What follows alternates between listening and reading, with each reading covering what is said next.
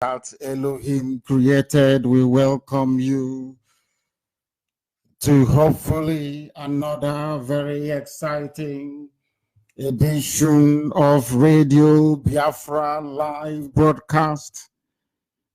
We also pray that it shall remain uninterrupted on this very day, the 24th of the 11th month of the year 2019, with the time now standing at approximately 16 minutes past 7 p.m. in the blessed land of Biafra. It gives me unique pleasure and it is my privilege to welcome listeners from right across the surface of this very earth in the 24 time zones of the world. There is Biafra, there are Biafrans gathered around their listening devices to partake and to participate in this very gospel of redemption, this very truth that we much preached here, this very day, this very time, this very hour, this very minute. The foundations of the damnable zoological republic is vibrating because they know we have come with the truth, the whole truth and nothing but the truth. That is why the zoo will collapse.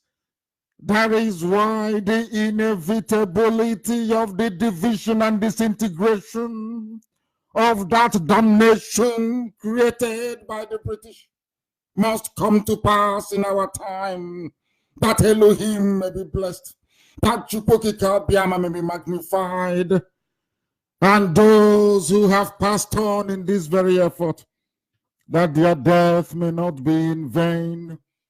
I say good morning, good afternoon, good evening to each and every one of you, and good night to some of you. Unlike any other, we are here under divine instruction behind this very microphone to propagate relentlessly this very message of hope, of freedom, a message of liberation, a message of knowledge, a message of enlightenment on this very day, because I assure you, the life of everything in that zoo will no longer be the same, because this night there will be thunderous revelations, I assure you. All the things they have hidden from you, we are going to lay bare. But before we proceed, we must commit our proceedings into the hands of Elohim. Sometimes people wander out of confusion. Sometimes some people are spiritually tormented that they do not know where they are going. But I stand on the same gospel that was preached by the ancients at our temple in Arochukwu to proclaim this very evening that Chukwokika Biama will take control of our proceedings. As we embark on this very solemn journey to restore the land of Biafra by preaching the truth that has been handed over to us, regardless of what we encounter, regardless of the pain and the anguish, regardless of the torment and the betrayal, regardless of the strength of the enemy, we shall prevail, and Biafra will come in our time. Therefore, Heavenly Father, our Lord and our God, who resideth in heaven, the creator of everything that was made and will be made in the future, we hand over these very proceedings this evening unto your care. We feel sorry for those who do not know you. We feel sorry for those who do not know that you said, let there be light, and there was light, and from it, everything that was created came forth. You do not change because you are the same yesterday, today, tomorrow, and forevermore. Your word is yea and amen. Anything you speak must come to pass. You have decreed that Biafra will come in this very generation of IPOB. And we beseech thee this evening, O Heavenly Father, for the sake of all the pain, the anguish, the torment, and the humiliation, the blood that have been spilled on this very journey. May it touch your heart, O Heavenly Father, to rescue your children the same way you delivered Israel. So shall Biafra be delivered in our time. Because you made a promise to your children, and you said, I will scatter you, and when the time is right, I will gather you once again. The manifestation of that very prophecy, we live with it every blessed day of our lives. With the state of Israel, and Biafra will come as you promised us. Because your Lord and your God of all creation,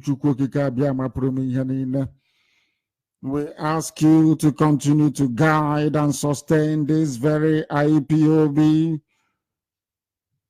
that we may remain resolute, defiant, uncompromising, determined, never to retreat nor surrender until Biafra is restored and beyond, that your kingdom may dwell upon this very earth and in that very corner of Africa, where you decreed long ago that your light will shine, and through Biafra, light will come into Africa.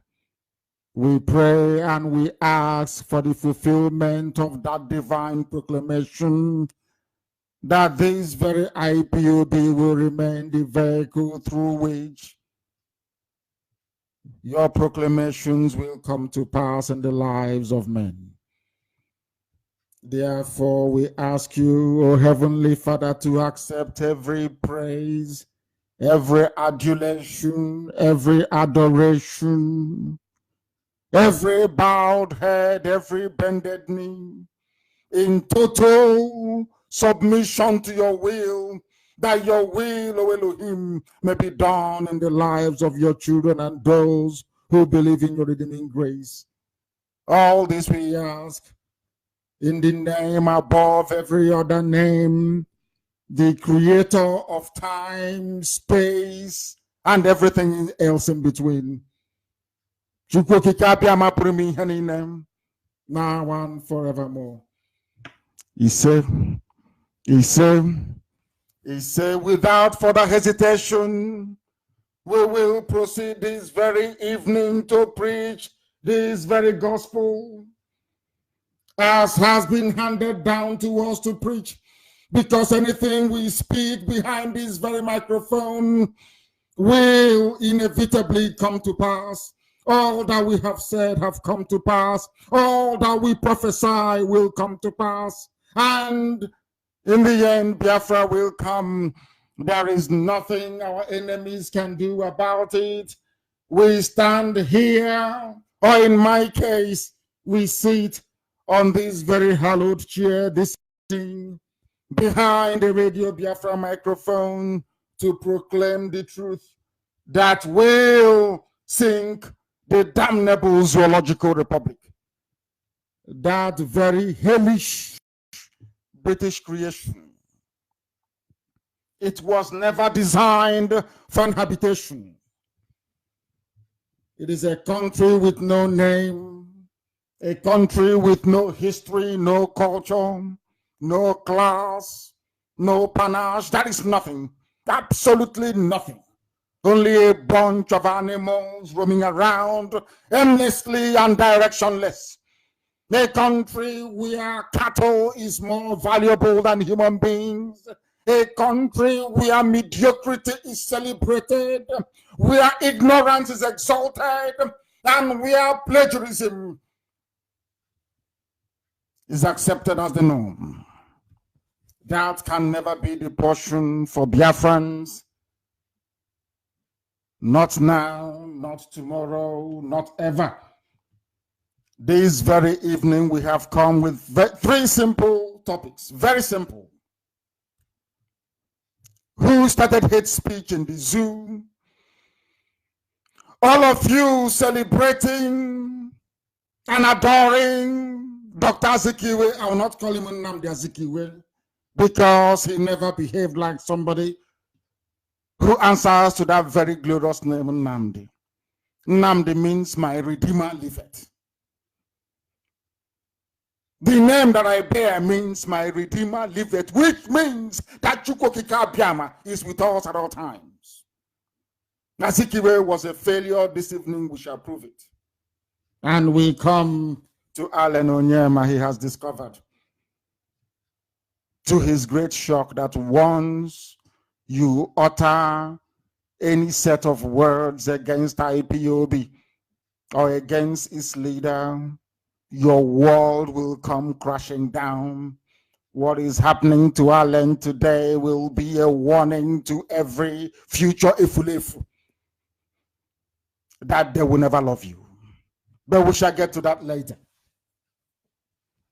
This evening we commence, and I ask you to bring your pen and your paper. If you don't have a writing material, if you don't have your pen and your paper, this lecture will be lost on you, because we don't want the zoo to become the same again after tonight. Therefore, you must write that you do not forget. So that you do not forget this very lecture this evening, because I assure you, after this very lecture, we will play this broadcast over and over again. We will make sure that everybody, every human being, every animal, those who are flying in the air, those that are walking on all fours on the ground, even those caged, they will understand that there is nothing called Nigeria. There is no hope. They are all a bunch of hypocrites. All of them are hypocrites. Nobody loves Nigeria. It is impossible to love something that is artificially created. It is impossible for you to love something that Elohim did not make. So artificial is unbelievable. All of the idiots who pride themselves in saying they are one Nigerians, tonight is your shame. And we start very methodically, very diligently, that the world may bear us witness that this very agitation led by IPOB is not only righteous, but is the right thing to do at the right time, because there is nothing called Nigeria. The Fulani Caliphate is messing up with everybody. They are toying with our brains. They have deceived us. They are killing us. They are making life intolerable. Nothing seems to be functioning. No education, no viable school system, no health care, no roads. There are no jobs. Life is meaningless. Only for the criminals, the looters, the cheats, and the liars. No human being can stay under such a regime, only if you are an animal. And that is why I call Nigeria a zoo. I call Nigeria a zoo because they do not reason. The people cannot reason. Even dogs are better than them because they have brain, but they cannot reason very well with it. They have eyes, but they cannot see. They have ears, they do not hear. I do not understand. I begin to worry. To ask Chukwokika Biama in heaven, are you sure you created these people from West Africa? What is wrong with them? No wonder the Europeans came to West Africa to harvest us to the Americans, to work for them as farm animals. There is something wrong with our brain, I swear it. There is something wrong. Nobody can see what is happening in the zoo and wake up the next day to say they are Nigerian. There is something wrong with your brain, I assure you. He said, You must be very sick. Alan Onyema have just discovered it, that you cannot serve Nigeria. It is impossible. Once you try it, you will be destroyed. Once you try it, Elohim will take away his protection and his glory from you. Once you try it, you become a person non grata to IPOB. And once you try it, you'll be destroyed by the zoo that you seek to serve. Heaven will bear me witness that I do not lie, and I am at Wasi. I do not lie. That is why this IPOB, I assure you, will ensure that Biafra comes in our time. Tell your friends, if you've not told them, tell them to bring their pen and paper tonight, that posterity will bear us witness that we want this generation of Indomie eaters and cultists who do not go to school. Even Jonathan is lamenting. Your universities are filled with cults because you do not study. You don't study. That is why a senator can plagiarize a law written by the Singaporean parliament and bring it into the zoo, and the journalist is interviewing him, asking him about the laws on his speech. When this stupid journalist from Channels Television should be asking that idiot, where did you copy this from? It is called copyright infringement. It is called plagiarism. If you try it anywhere in this world that is civilized, you go to jail. But only in the zoo, all of you are not ashamed of yourselves. A senator that you claim you voted for went to Singapore, downloaded Singapore laws online, brought to you, to your so-called Senate. They brought it to your Senate. And that is what you're debating. Instead of you to ask the idiot, where did you get this thing from? Was it originally crafted by you? But the zoo is accepting plagiarism. We must proceed this very speedily. Let me say this. Any Igbo man or Biafran, let me just say Biafran. Anytime the Fulanis want to destroy you, they first push you to insult IPOB. Before IPOB, they push you to insult your people. It didn't start with Alan Onyema. Zeke is the beginning of all our mess. And tonight I will try to prove it. With all due respect to our elder and father, Mbazulika Mechi, that worked under Zeke, and they feel like him, I want to prove to him and the rest who are listening this evening that Zeke is an abject failure. Total failure. And the beginning of all our problems. The cult of a Fulefu. All this nonsense residing in Lagos and in Abuja, in Kanu and in Kaduna. Those idiots. They are responsible for what is happening to us today. And I'm very glad that Alan Onyema have now felt it. To understand that no matter how much, no matter how expensive the gift it is that you give to the child of your mistress or concubine, they will only call you uncle, never father, because you're not. You are not a Nigerian before the Fulani Caliphate. You are just Nyamri and a Biafran agitator. That's who you are. And today they have proven it to you. We'll get to that later. But to try to understand this.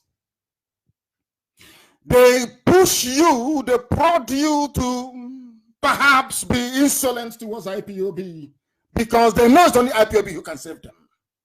Only IPOB can. Once they isolate you and take you away from the position of IPOB, then you're gone. The reason why Desi and Matweke was not deported, or should I say repatriated from England, from London, is because of the very robust and consistent campaign we mounted. By the end of this evening, we will decide if Onyema is worthy of our protection or not. But first, let's look at hate speech. There is a man, the scion, I mean S-C-I-O-N, the scion of the Caliphate, a descendant of Othman Danfodio, a royal prince, this man, Ahmadu Bello. The Northerners looked up to him. By the Northerners, I mean the 13 Al-Majri states in the north, the Sharia states. They looked up to him to try and save them. He was their Messiah. And he did everything. The British trained him, groomed him. Because when Britain went to the north, as I've explained time and time again, the hatred of Britain towards Biafran people is because we resisted them. The Benin people resisted them. We fought them year after year, decade after decade, until Arochukwu fell in 1904. I've been saying this all the time, but I don't think that our people actually understand the importance of these history lessons that we give for free on Radio Biafra. When they went to the north, when the white man went to the north, the missionaries as well, with them, the colonial masters and the missionaries, Fulani said, you can come in and do whatever you like, but don't bring your Bible here. That's what they told them. We don't need your education, we don't need your Bible. The same Boko Haram you have today, it didn't start today. It started from the time before Ahmadu Bello was born. We don't want to go to school. That is Boko Haram. The terrorist group that you have to do. That from us, Britain, they will tell you. Britain will tell you this. So that's like, you must get your pen and paper, please. It's very, very important. This man, Ahmadu Bello, he's a Fulani Caliphate lord. They were based in Sokoto. Sokoto was called Gobert. Sokoto is a Hausa territory. Understand this? This is something that Nigerians do not understand. They do not know this. They don't know the way the mind of the caliphate works. They came into Gobert. You know how they managed to take over Sokoto? The same way they took Ilorin, but we'll get to Ilorin later. You know how they took Sokoto from the Hausa people? They said to them that we have come to fight corruption. We have come to bring a purer form of Islam. We have come to make sure that the burden of dictatorial leadership is gone. The same thing they're telling you today. So the same rubbish they're telling you today, they told our WhatsApp people nearly 400 years ago. It didn't start today. It's not a new thing. That is why I wonder when people say we are educated, we're intellectuals, we are professors, I look at them and I laugh at them. And we that are educated, we in IPOB,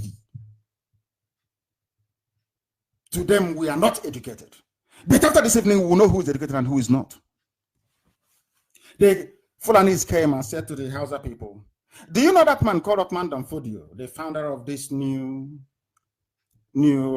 should I say, Fulani movement, this jihadi onslaught, the man that boasted that he would dip the Quran in the Atlantic Ocean.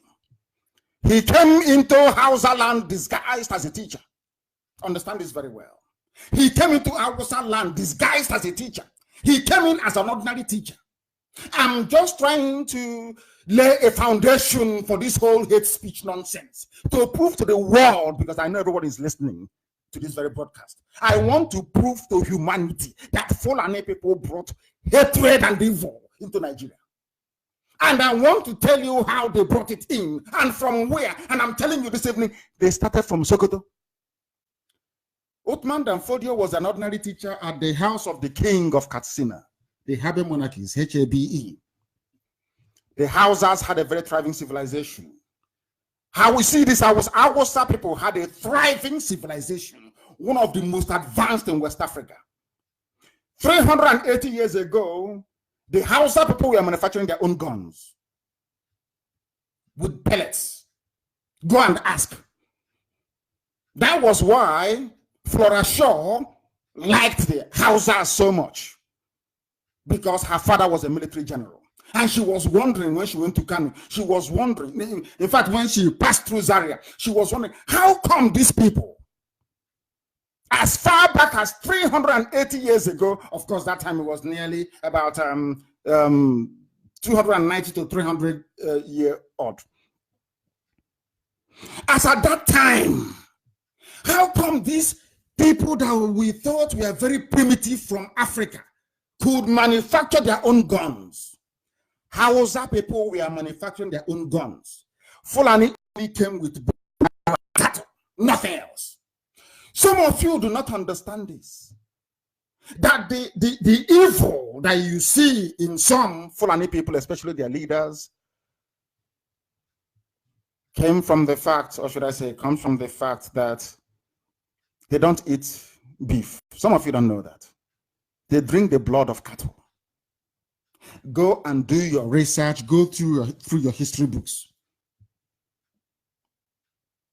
It will confirm everything that I'm telling you this evening. Go through it very carefully. The Fulanis, they came. They said to the Hausa king of Katsina, oh, we want to teach your children. I'm a scholar. I'm from Senegal. I want to teach your children how to read and write Arabic, how to read Quran and all the rest of it. Do you know, as this man was busy teaching, the same thing that when Buhari, when he was alive, the same way they convinced some of you idiots to think that he's a reformed Democrat that is coming to fight corruption. The same thing that Othman Danfodio did. They allowed him into the palace. Because he's a scholar, he's a teacher, they saw him as an intellectual within the Islamic world, or should I say Islamic studies. They allowed him in. He started to work on the gardeners, the domestic servants. He started to preach to them, we have come to fight corruption. We must fight corruption. Corruption is killing everybody. The same rubbish you're hearing today. That was exactly what they told the Hausa peasants. And the Hausa peasants stupidly aligned themselves with the Fulanis, and all their kings were killed. Are you following what I'm telling you? This is Falen Onyema and his type. Before we come on air, before we sit here to preach this very gospel, we have done our research. I challenge anybody at all, any janjaweed, any alamajiri, to counter what I'm telling you. Listen, of course they can't. They know it's the truth. Instead, they will abandon the topic and they'll be talking of something else. They cannot challenge what I'm telling you this evening. That was how they got into the Hausa people. Hausa foolishly allowed them. They killed every Habe monarch you had in the north. And in its place brought emirs. The emirs that you're seeing in the north is a modern Fulani thing. They came with it, with their cattle. Some of you don't know this. There were no emirs in the north before, none whatsoever. What you had were kings and queens.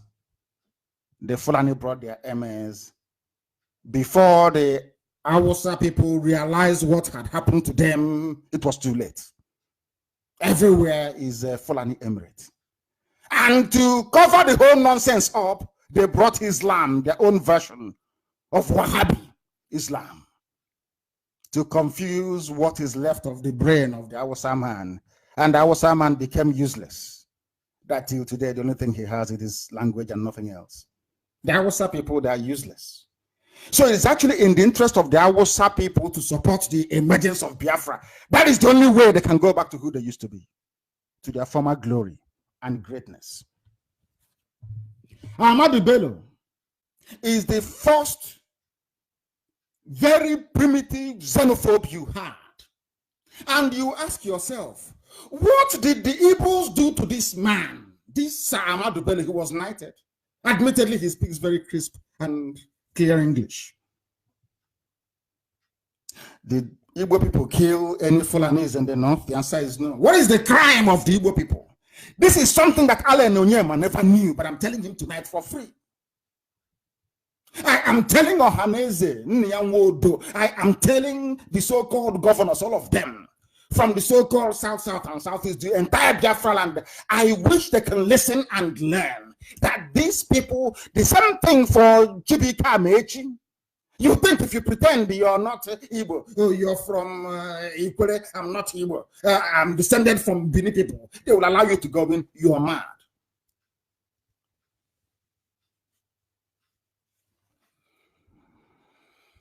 You are insane. Ahmadu Bello, listen very carefully. Today they are bringing hate speech bill into the zoo.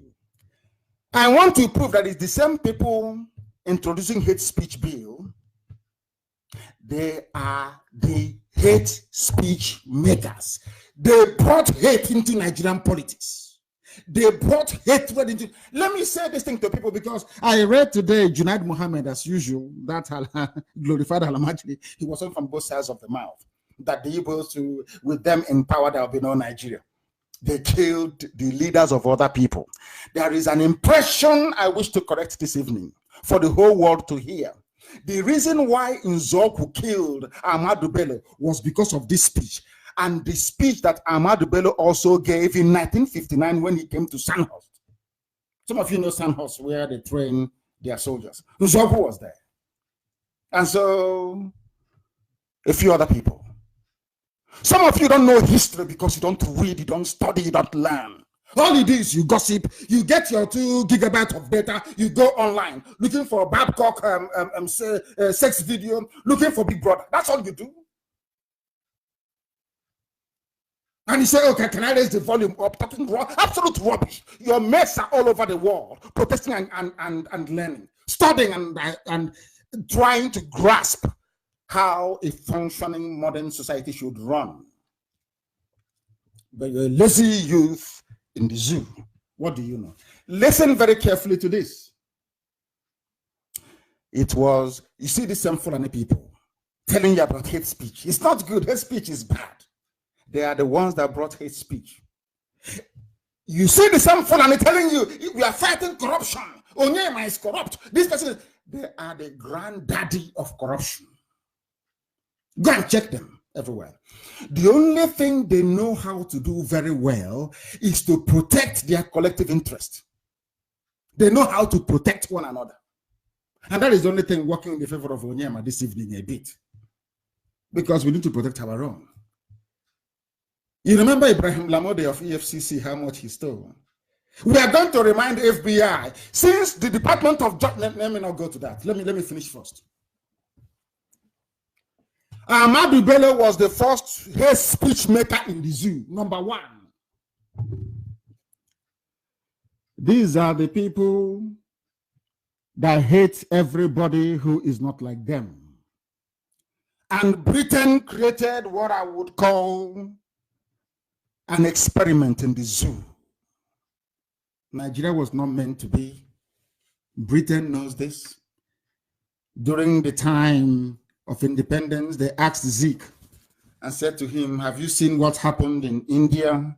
You now have Pakistan, which is predominantly Muslim, India, which is predominantly Hindu, and you have Bangladesh as well. Do you want to divide? Zeke said no. He had this very distorted view of what Pan-Africanism is all about. But I will educate Zeke posthumously about Pan-Africanism because I'm a Pan-Africanist myself. I believe that Africa should be one. But the problem is, how do you get there? That is the problem. And that is where Africa is failing. We shall deal with that on a later date. Fulani, we are the first to utilize hate speech in order to dominate the political space. They want to stifle debate. They don't want you to criticize them. When they bring cattle to your village and slaughter your mothers and rape your daughters, they want you to keep quiet. Because anything you say is hate speech. I hope you understand it. That is why they bring, but some of you are so daft, you don't understand. Some of the idiots that work for Channels TV, I don't know where they brought those idiots from. They can see what is happening. Maybe some of them are Yoruba Muslim. Who knows? Who knows? You know, conquered from, you know, that Stockholm syndrome. Once you're conquered, you copy everything from the conqueror. You become very subservient and very loyal. That's what happened to Yoruba Muslims. And it's very sad. Very, very sad. I want us to please listen. It's on my wall, of course. But some of you, I can't understand for the life of me why people don't want to delve into what Ahmadu Bello said. This is the man they call the founding father, one of the 3 founding fathers of Nigeria. When you hear the Alamajis from the north say, oh, this is our founding father, they are talking about this man. Some of you claim you love Nigeria. Let's make Nigeria great, green, white, green. Now, let us go and see and play it for the whole world to hear what this man actually said right from the beginning, who he is and what he's all about. Let us, I want the whole, because sometimes our people, maybe it's due to lack of, there's no electricity to charge your mobile devices or whatever you use to browse online. But this is, I'm going to play it for the whole world to hear. The children of this man are today lecturing us about what constitutes hate speech. I want to ask Alamajiri in the north, please, to tell me what this is all about. One thing I've noticed, Premier, while I've been here, is that Northerners seem to have, I might almost call it obsession about the Igbos. This is the BBC. What you're hearing here is a BBC reporter talking to Ahmadu Bello. Listen carefully. This was before independence. Or should I say shortly afterwards? The British government, they knew that the Fulani people are obsessed. You know what happens when you have obsession? When you want something and you obsess it, it leads to mental, it leads to insanity. This BBC reporter is now asking, why is it that the Fulanis are obsessed with the Igbo people? So the hatred did not start today. I hope Alan Onyema is listening. I hope Nyangodo is listening. I hope the useless governors are listening. I hope the idiot with the 2x2 hotel in Jalingo is listening. The hatred they have for you did not start today. A white man is now asking Ahmadu Bello, why do you hate the Igbo so much? What did they do to you? Let us hear what the man has to say. Because some of you don't know history. We try as much as possible to educate some of you, but it goes in through one ear and pops out through the other ear. You don't pay any attention. You don't retain any information. But this evening, by the grace of Elohim, you retain something tonight. I want to prove to you that the basis of your so-called one Nigerianism is flawed. I want to prove to you that you people are the miscreants. I want to prove to you that you people are the touts. I want to prove to you that you people are the illiterates. I want to prove to an average Nigerian tonight that all their education is useless and hopeless. You cannot love a country created by somebody like this. Let us hear what the man has to say. Could you perhaps explain that to me? Well, the Igbos are more or less the type of people whose desire is mainly to dominate everybody. If they go to a village, to a town, they want to monopolize everything in that area. If you put them in a labor camp as a laborer, within a year they will try to emerge as headman of that camp, and so on. Well, in the past, our people were not alive to their responsibilities, because you can see from our northernization policy that in 1952, when I came here, there weren't 10 northerners in our civil service here. Then I tried to have it northernized, and now all important posts are being held by northerners. Is this policy of filling all key posts in the... Are you listening to what the founder of Nigeria is saying? This is the man that Buhari, the dead one, borrowed all his philosophy from. This is the man that is the spiritual guide for Junaid Mohammed and Nanga Abdullahi. All those Janjaweed, Alamajiri senators that you see, this is the man that they look up to. Are some of you hearing what he's saying about you? Alan Onyema, are you listening to what he's saying? You people, you dominate. So anytime they see a successful businessman from Biafra land, they must shut the person down because the person has now come to dominate. Do you see the basis of all the lies? This was before the war. Some people will say, oh, Igbo people are domineering. But this was way, almost 10, 11 years before the war. Can you hear what Ahmadu Bello is saying? A so-called founder of Nigeria. Let's make Nigeria one. Nigeria must be united. Is Gowon listening? What did they, at this point, when this man was saying this thing, are you telling me that Igbos were planning to rebel, that Biafrans were planning to break away from Nigeria? I want to ask them, what prompted this? Because of sheer hard work and blessing of God in heaven. We are a blessed people. And because we are a blessed people, because Biafrans are blessed, you will always have enemies. People will be envious and jealous of you. It's in the scriptures. Joseph and the brothers. Once you're beloved, once you're loved, there's something is happening to Israel in the midst of enemies. Once you're loved and appreciated, you will have it is in the nature of black people. They will create enmity where there is none. I want to ask those bringing me hate speech, what will you call this comment by Ahmadu Bello? I played this thing in 2015, and Buhari was all over the place. What will you call it? This man said Igbos are domineering.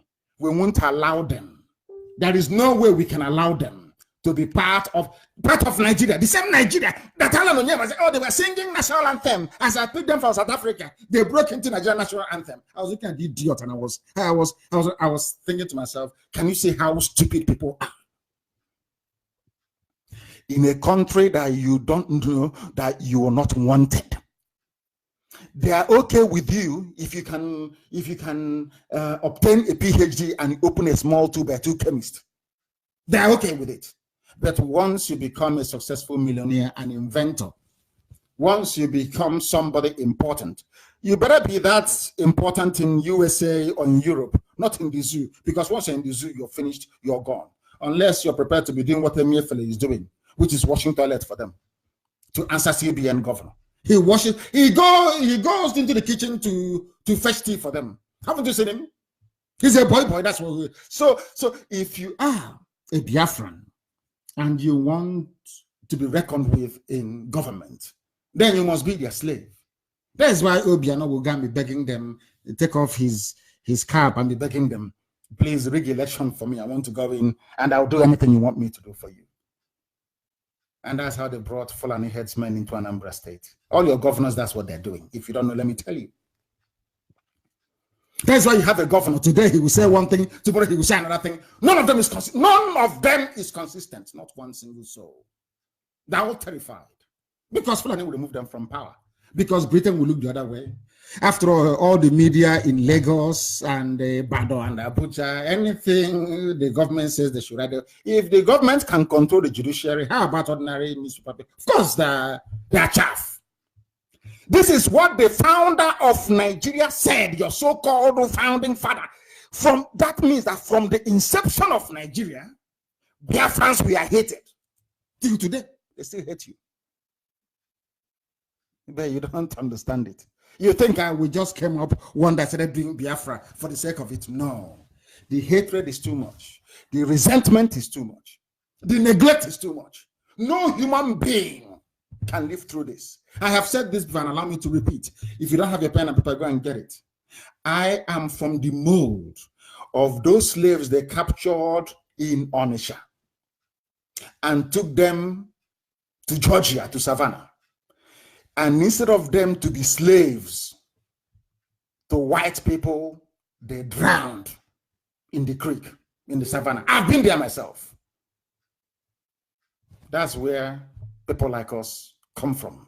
Not from the Efulefus you see every blessed day, talking nonsense about their useless one Nigeria. You have seen it. The founding father. Tomorrow they'll come up and say, oh, we must try and build Nigeria. But the person that brought the foundation stone, laid it in such a way that there will always be hatred against you. They will always hate you. Let us continue to hear what he has to say. Solely with Northerners and not with other Nigerians, a temporary or permanent one? In actual fact, what it is a Northerner first. A Northerner first. Is that not what they're doing today? Chief of Army Staff, Northerner first. That was what it came to. I warned you anyway. I warned you many years ago, but some of you won't listen. So what you're getting today is what you deserve. Northerner first. Northern Army Chief of Army Staff. Air Vice Marshal, whatever, for their Air Force Chief, Customs, Chief Justice of the Federation, Attorney General of the Federation. Everybody is a Northerner first. All the army formations, police commissioners, everywhere Northerners first. Can you see it? So where is the Nigeria you're talking about? This is the man they claim founded Nigeria. He's the founding father of Nigeria. So Nigeria, with the help of the British, is the Northerner first creation. Has that not reflected in the number of heads of states that they have produced? All failures, by the way. All failures, by none, all failures. Look at them again now. In office, failures that they can't even legislate. They can't even craft any proper legislation. They have to go to Singapore to go and copy. And they brought it and useless Yoruba journalists in Channel TV. Hey, can you tell us about your bill? The bill is not his own. He plagiarized it from Singapore Parliament. You people have no shame. No shame whatsoever. Let us hear what Ahmadu Bello has to say. If you can't get a Northerner, then we take an expatriate like yourself on contract. Do you know what they're saying? This is what Alamajiri is saying to you. If we cannot get a Northerner to fill a position in a so-called Nigeria, we will go and bring a white man to do it. And you want me to say I'm a Nigerian? God should punish all of you. You people are evil. You people are evil. Alan Onyema and idiots like himself. You want me to say I am a Nigerian? When the founder of Nigeria said that he would rather give a job to a white man than to give it to a fellow black African. And tomorrow you tell me Africa should be one. Let us come together in Africa. Are you stupid? Are you insane? Do you see how foolish we are? They found is this not hate speech? What else is hate speech? I won't give you a job. Although you're a Nigerian, although I am a Nigerian, but I'd rather give a job to a white person than to give it. And this is Ahmadu Bello. They celebrate him every year. They name the university after him every year. That is how stupid Southerners are. It seems to me that the more you live to the Atlantic Ocean, the more useless we are. I'm telling you the truth. I'm being honest. You know me, I love to be honest. The closer you are to the Atlantic, the more foolish you are in the brain. You can no longer reason. And they're saying Northerners first. You think they're going to promote our Hausa people? You're dreaming. It's only Fulani. It's only Fulani. Malam Aminu Kanu had to fight his way into relevance. Aminu Kanu didn't join them. They formed the MPC, Northern People's Congress. Aminu Kanu, a true, typical Hausa man, formed his own political party. Not that rubbish they're doing there. Because Aminu Kanu knows the history of the Fulanese. But today, because they conquered the Lauren part of Yoruba, and because Yoruba media dominates the space in the zoo, they just, oh gosh, I don't understand these people. Do you see why they say that blacks are a bit funny in the head? You see, when a white man says that blacks are a bit foolish in the head, you can see they have a reason now, don't you? Can you see that they're justified in what they are saying? It's not that they're racist. Of course they're not. They're just telling you reality. Have you seen or heard a white man insulting the Japanese? Of course not, because Japan is advanced. This is the founding father of Nigeria. That some of you are calling green, white, green. I'm a Nigerian. We believe in Nigeria. These are the idiots that laid the foundation of hatred. The foundation of hatred that is eating us up. That very foundation led to the pogrom of 1966. That foundation led to the death of nearly 2 million children, 67 to 70. That foundation is why Asoloka, or should I say was why Akaloka was killed, beheaded, Gideon. That is why that same foundation, why Arewa Alamajiri, those ones doing Babiala on the streets, can get together in Abuja. I don't know who wrote the speech for them, saying that all Igbos are now expelled from the north. It's not hate speech. You can see how foolish. Instead of people to rise up and confront evil, you'll be asking yourself, but what did Zeke say about this man? Nothing. You know, typical, the same, you know, that line of a fulefu. Anything Nigeria does, as one of our brothers wrote, I think is Nicholas, if you slap an iflif on the right-hand side in Abuja, he will say, oh, wait for me in Lagos, and when I come, you can slap me on the other side. Iflif, they never reason. They can never ask themselves, why is it that every commissioner is from the north? Every commissioner is a Fulani. Every commissioner is a Muslim. In your own land, police commissioner all from the north. You don't reason. You don't ask yourself questions. But here we do. Instead of them to give the job to an Igbo man, we better give it to a white man. And you want me to be in that country? Oh dear. Let us continue. We must listen to this man. Oh? This is the man, founder of Nigeria. Listen to him. He's Fulani. This is the basis of all the hatred against you. It will never, ever go away. And the fact that Nzogu killed this man, hey, the hatred, they magnified it 1,000-fold. That's the man that Junaid Mohammed is.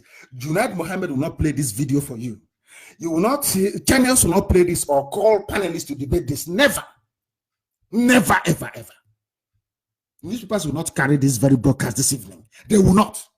Because it will offend the Fulani masters from the north. I'm sure now you're following what is happening. We must listen to all of it. If we can't, then we can employ another Nigerian, but on contract too. This is going to be permanent, I should say, as far as I can foresee, because it will be rather dangerous to see the number of boys who are now turning from all our learning institutions, coming out with having no work to do. I'm sure whichever government of the day might be, it will feel rather embarrassed, and it might even lead to bloodshed. Doesn't this damage the idea? Did you hear it? Awusa people, Fulani coming out of schools without job might lead to bloodshed. From the beginning, bloodshed. Bloodshed. These people are unrepentant killers. They love shedding blood. There is no war going on. But Ahmadu Bello is telling you that there will be bloodshed. If they don't have jobs, there will be bloodshed. That's why Jonathan went and they stoned him. Nothing happened. If you try that in the South, every Yoruba paper, every newspaper, hey, they stoned the president. They want war. They stoned the president. It is in the same Nigeria that referendum, ordinary referendum, that people can check up the meaning in a dictionary. Where the Adamawa today, Ambazonia, had referendum in 1961. But to an average Nigerian journalist and commentator, if you say referendum, you say is war. You want to bring war. You're saying, but I'm talking about referendum to ask people to, no, it's war. You want to fight a war. You said to them, no, sir, it is not, it's referendum. Can I please refer you to the nearest dictionary? No, it's war. Journalists will pick it up, it is war. They want to cause war. I said, no, I am asking for a referendum.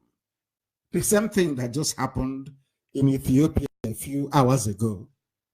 Is that war? No, but in Nigeria it's war. You can see how foolish they are. In Nigeria it is war. I'm only on one video, just one single video, to lay the foundation so the world can understand that Nigeria is not viable, that the world may know that Nigeria cannot survive, that Britain may know that that cage, that zoo they built and caged everybody is unsustainable. Unsustainable. Let heaven fall, but that zoo must fall first. It must come down. That zoo must collapse. It doesn't matter what they do. It doesn't matter. Hate speech bill. You people are the founders of hate speech. The 13 Sharia states of the North, you people are the granddaddies of hate speech. You want to do to us what you did to Awusa people. You think we don't have sense. You convinced Awusa because I don't know why you convinced them all, but you can't convince us. All this your nonsensical program, war against corruption, war against hate speech. Our country will divide. You look at Rwanda, it's hate speech. It's all rubbish and bunkum. You tried that with Awusa and it worked for you. Not with us. It won't work. So if there is no work, they will go to war, there will be bloodshed. That's what they're saying in effect. You know, we black people we have a very funny way of feeling sorry for ourselves. We don't like telling ourselves the truth. We are not self-critical. We don't appraise ourselves. We don't sit down and say that what we are doing is wrong. That is why anytime you tell them, that's the way we reason like animals. You see a lot of people getting upset, but I say the same thing to myself. That is how you acquire higher state of reasoning, by being critical of your, by being self-critical, self-analytical. That is how you get to where you're supposed to be. And people should stop feeling sorry for themselves, for goodness sake. That is why Africa is in a mess. Every time pity, every time pity. Give us aid, give us handout. We are dying. We are drowning in the sea. Oh, come and help us and fish us out of the sea.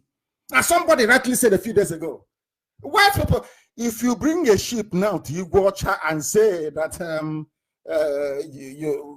you want volunteers who will be slaves in America, people will bring their own chains with them. Don't worry, don't bother bringing any chains. We will come with our own chains. That's how hopeless our land is.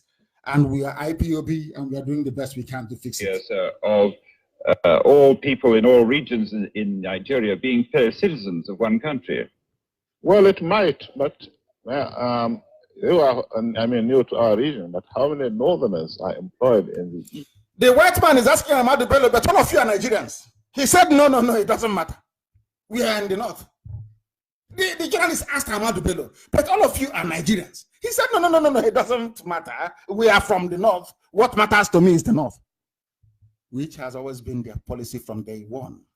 And I'm asking myself, all those efulefus, your so-called governors, your so-called politicians in Abuja, the Allen Onyemas of this world, don't they have access to all these materials? Somebody should send it to them. That's what let me tell you what we're going to do, IPOB. I've asked all of you to go to Twitter. You don't want to go to Twitter, all of you. Go and open a Twitter account, all of you. Send this very clip of Ahmadu Bello to every senator. Send it to all of them and ask them, are these people proposing this hate speech bill? Is this not their father? And the whole nonsense will die off. And then we are busy discussing rubbish. Tweet this very video to all the senators, and you see their shame come to light. Now we must proceed because the time now is approximately 13 minutes past 8 p.m. in the blessed land of Biafra. You can now see what a disastrous colonial experiment that the zoo became as a result of fusing together diverse cultures, religion, value system, everything is diametrically opposed to each other. That is, I'm sure that I posted it before on my wall, Mazi Nnamdi Kanu. I'm sure Amaka is reposting it also on my wall. This is the man who is a spiritual guide and the eternal leader of Junaid Mohammed and Ango Abdullahi. I remember playing this video in 2015 to warn idiotic Nigerians what they are in for in Buhari then, but they didn't listen. Today is playing out. Is there anything I said before that hasn't come to pass?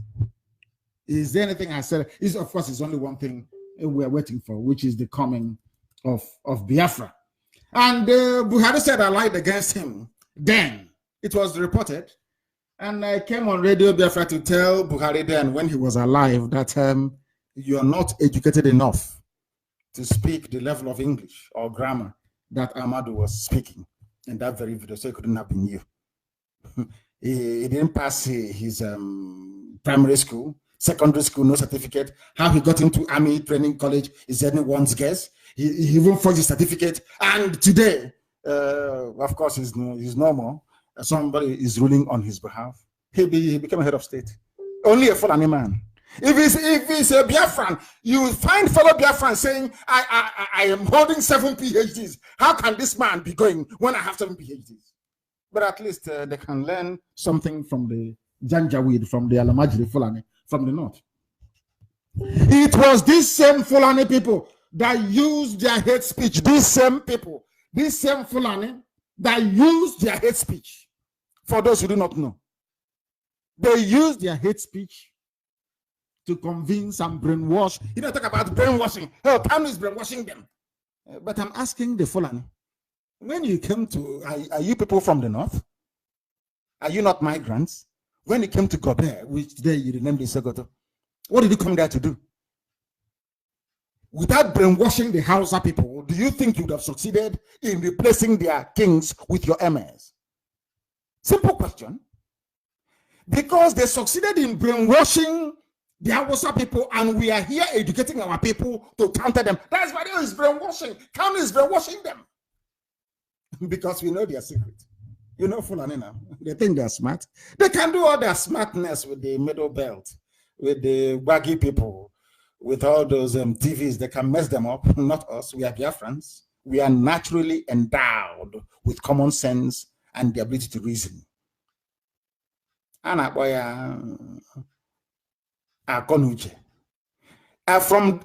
a very early age in the village, we begin to tell you stories about the tortoise and all the rest of it. It's to train you to learn how to reason properly.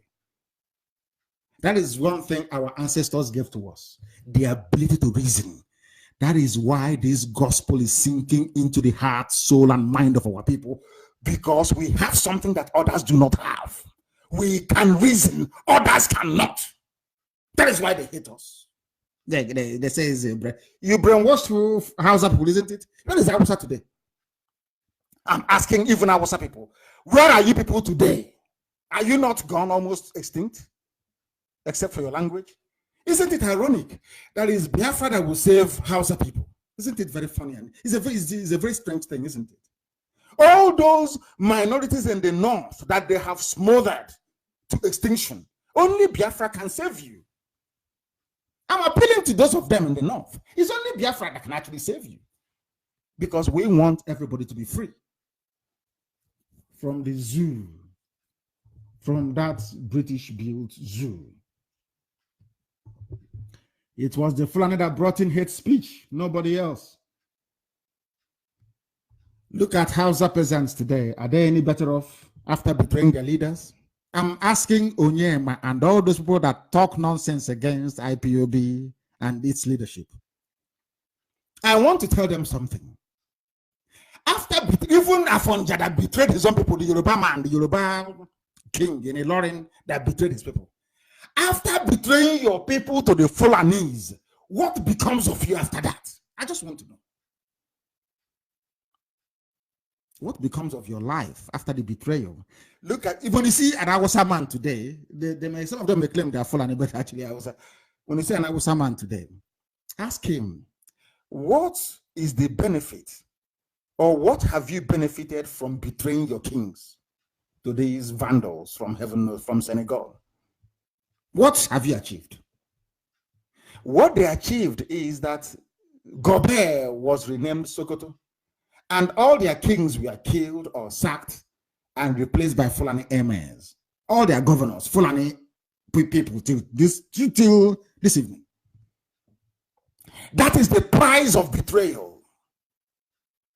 For Hausa people betrayed their kings, and today they're suffering it. Nobody knows who they are.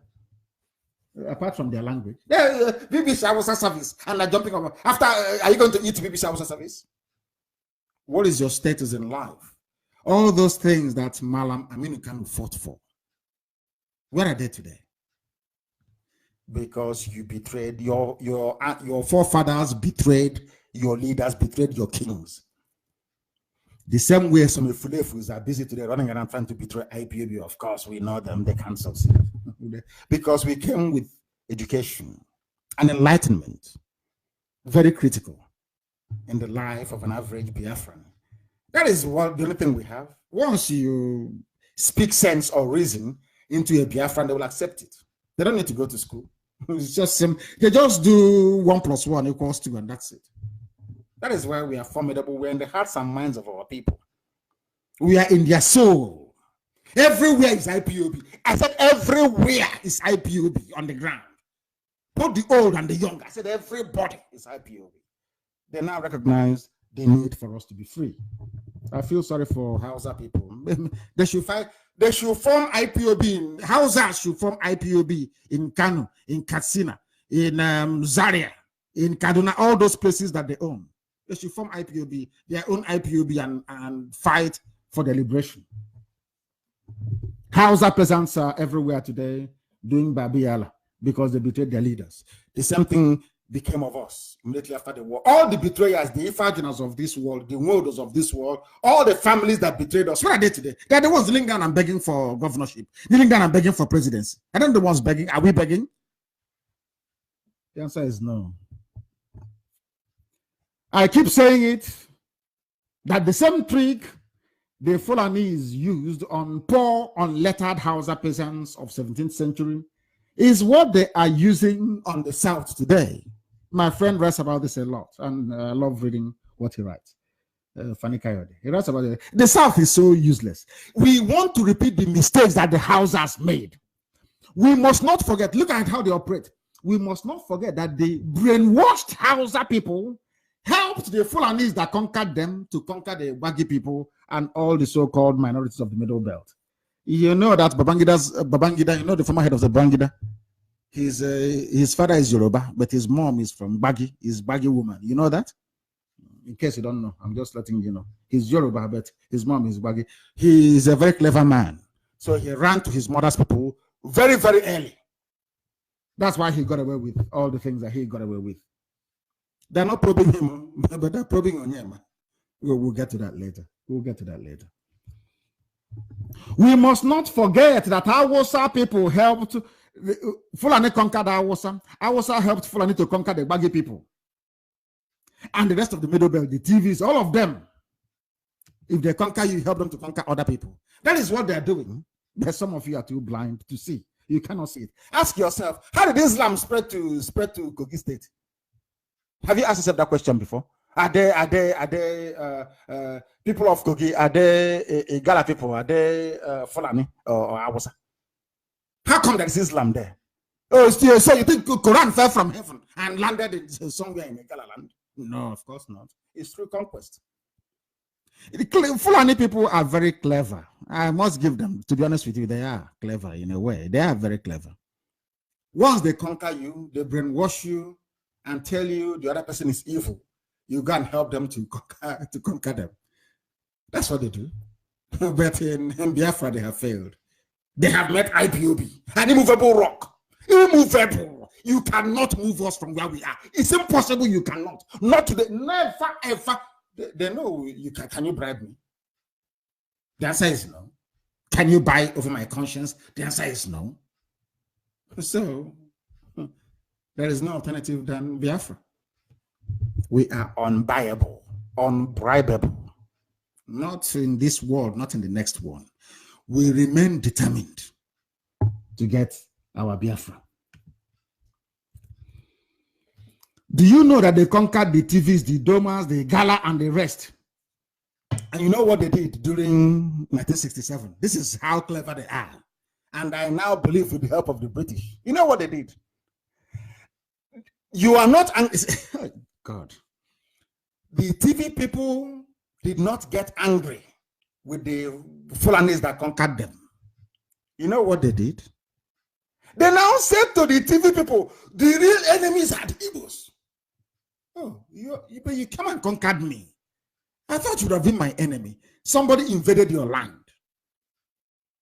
took over everything that you had previously, raped your women, trashed your land, and you're saying you're not the enemy, that the enemy is those people over there that never did anything to me. That's what, but somehow they succeeded. They succeeded in convincing, oh God, Zoo, Nigeria is very strange, honestly. They succeeded in convincing the TV people and the rest to go and fight the Biafrans, to go and kill Igbo people as much as they can. I use the word Igbo because that's what they use when they want to foment hatred. They use the word Igbo. You know why they use the word Igbo? So they can draw on the sentiment and sympathy of our cousins, the from Akwa Ibom, from Cross River. That's what they do. Very clever. Divide and rule. Very clever people. Just when you see somebody from Akwa Ibom, they say, I'm a minority. I'm from Akwa Ibom. I'm a minority in Akwa Ibom. People are so daft. How can you be a minority in your father's compound? How many are there in Luxembourg? How many are there in Wales? And they said, oh, English has to be your lingua franca. Do you actually know that the Ireland, the mainland of Britain, everybody speaks a different language? Do you know that they have something called the Welsh language? That is what they speak, not English, but they are British. They live side by side with the English. Do you know that the Scottish people, they speak a form of Gaelic? I think is Gaelic language they speak. Are you aware of that? But they will come to Africa, they will band all of us together, they say, your language is now English. Some idiot will tell you, oh, there is strength in numbers. I don't know where they got that rubbish from. How big is Luxembourg? Black, DCOG, black people. I wonder for you people. I'm telling you, sometimes I ask Elohim, I ask Chukwuka Biama, but how did you, is it the same brain that you gave other people that you gave us in Africa? Or is our brain different? Why, how come we cannot reason properly? What is wrong with us? What is wrong with us? The entire infantry of the Nigerian army, we are made up of middle belt people. Their hatred is Igbo people. Why do you hate them? You say you want one Nigeria. You heard somebody hate speech from Sadwana. There was corruption rife everywhere. Zogu carried out a coup. And some of them are saying, oh, Igbo leaders were not killed. But was Michael Okpara corrupt? Was Azikiwe corrupt? But you know, it's in the zoo. It is a quota system. If you kill if you kill Fulani corrupt leaders and hate speech merchants, you must also kill your own people too. That is how daft your average Nigerian is. If you ask the Middle Belt why you're fighting the Igbos, they say the Igbos are domineering. Have they invaded your land before? The answer is no.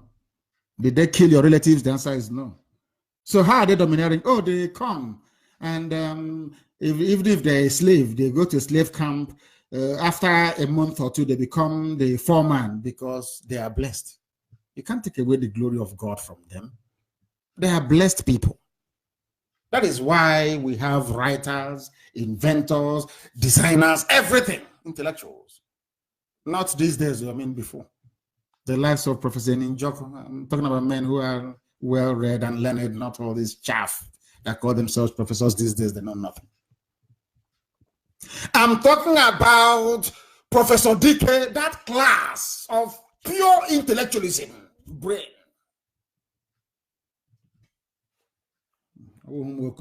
At universities these days talking absolute garbage.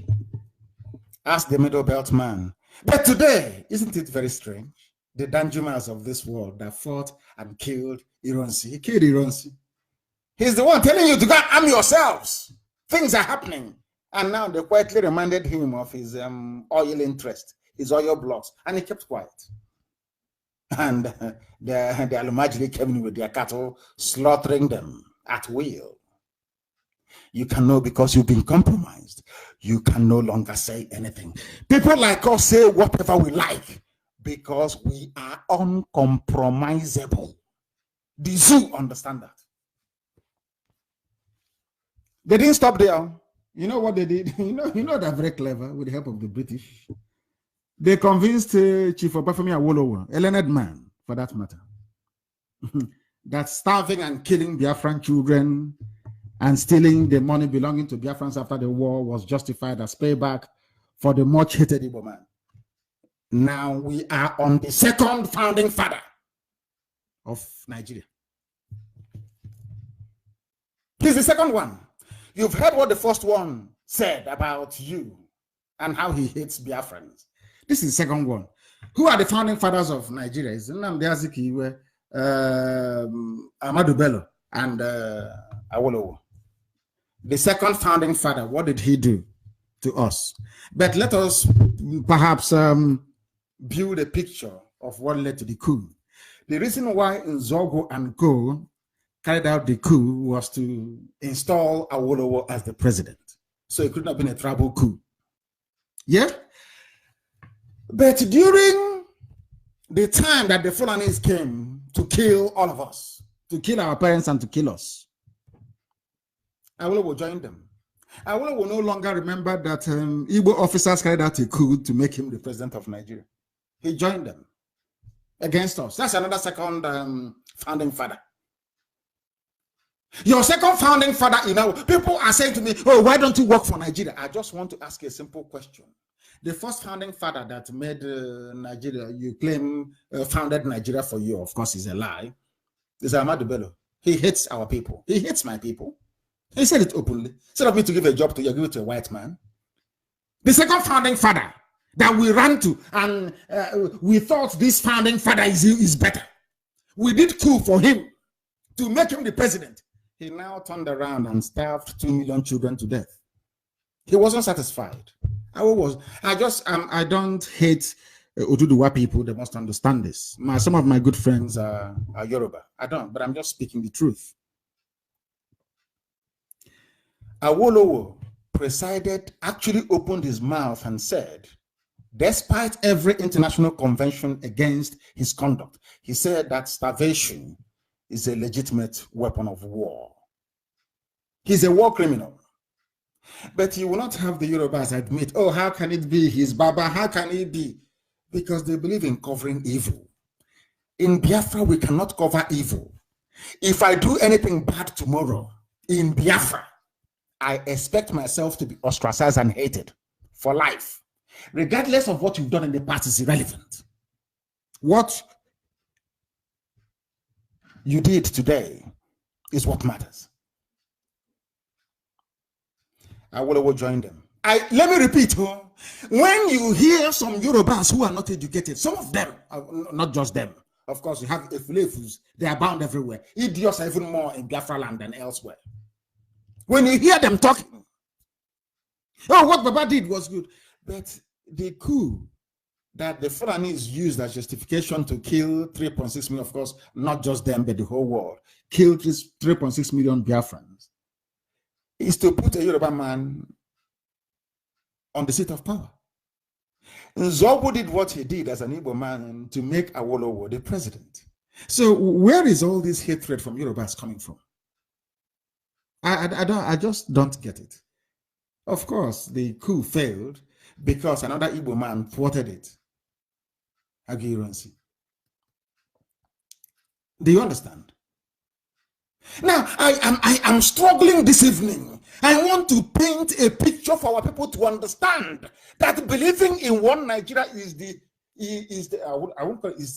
greatest idiocy anybody could possibly involve himself with.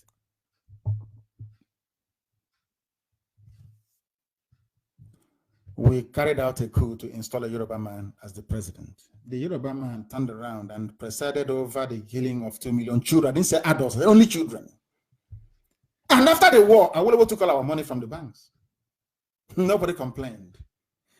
The so-called intellectuals you have, that was why I said that it is the Fulanis that formed Ohanese. Ohanese never went to any international criminal court. They never went to the International Criminal Tribunal. They never went anywhere to recover all our money that Awolowo stole. No. Or the killing of our people. No. It's us, IPOB, doing it now. This same IPOB, we are the ones taking them to court. And of course, they will hear our case event. Of course, they will. To hold Gowon and go accountable. That is second founding father for you. And do you still want me to believe in one Nigeria? After hearing what I've just preached this evening, do you still believe in one Nigeria? When the two founding fathers of Nigeria hate us so much that they want all of us dead, how can I belong to that country? It's absolutely impossible. Awolowo, with all his education and intellect, agreed and served the caliphate with distinction, not minding that Nzogu risked his life to make him the president of Nigeria. They moved to the coastal regions. You know, they're very clever. This is them moving. It's a pincer movement. Their approach is to destroy Biafra, to emasculate, because they know that for Biafra to exist, you need an Igbo man in it. They know the Igbo, of course. It's the truth. I'm not going to hide the truth. They know you need an Igbo man to make Biafra work. So what they did was a classic pincer movement. They moved around us.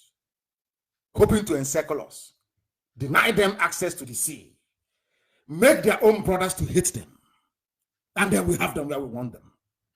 How did they manage to do that? They moved to the coastal region. Meanwhile, in Zobo, on whose account they came to kill us, 3.6 million Biafrans died because an Igbo man carried out a coup. Who is that Igbo man in Zobo? Do you know, funny enough, Nzogo's village and his people, they're not Igbo. They are Nyoma, they are separate. They are Delta, they are Bendel, they are South, they are Niger Delta. You see how they do it? These are the merchants of hate speech. They twist everything. Fulani is very clever.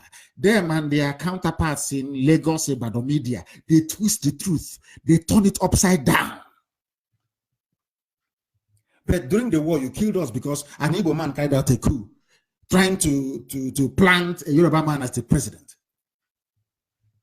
They came and killed us because an Igbo man then after killing us, they now said, oh, no, you know one thing, that Igbo man that carried out the coup, on whose account we killed 3.6 million of you, he's not Igbo anymore. He's from Delta. Oh, Lord have mercy. Oh, dear me. Zoo. Let's continue. They moved to the coastal regions of Biafra land. You know, they went to Calabar, they went to the Effiks, they went to Akwa Ibom, the BBO people, they went to everywhere. They started to brainwash them. Do you see that man called Edwin Clark? Do you know him? Edwin Clark, you know him very well. He's an elder statesman now. He's an elder, the chairman of PANDEF. Do you know he was a saboteur during the war? They made him federal commissioner for information to betray Biafra, and he did. You know me, I respect, but I don't fear them. I tell you the truth. If you're not the one, I need to come out and say it. You see that man, Edwin Clark, Edwin Clark. Do you know he was a saboteur during the war? He worked for Nigeria against Biafra. They made him federal commissioner for information. I'm sure some of you didn't know that before. They are the leaders you have. They are your elder statesmen. Saboteurs are elder statesmen in our land. The same thing the Fulanis did to the Hausas is what they are doing. Then very slowly they bring their Ruga.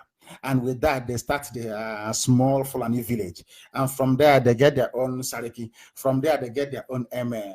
And in the next 126 years, we will cease to exist as a people the same way the Hausas no longer exist.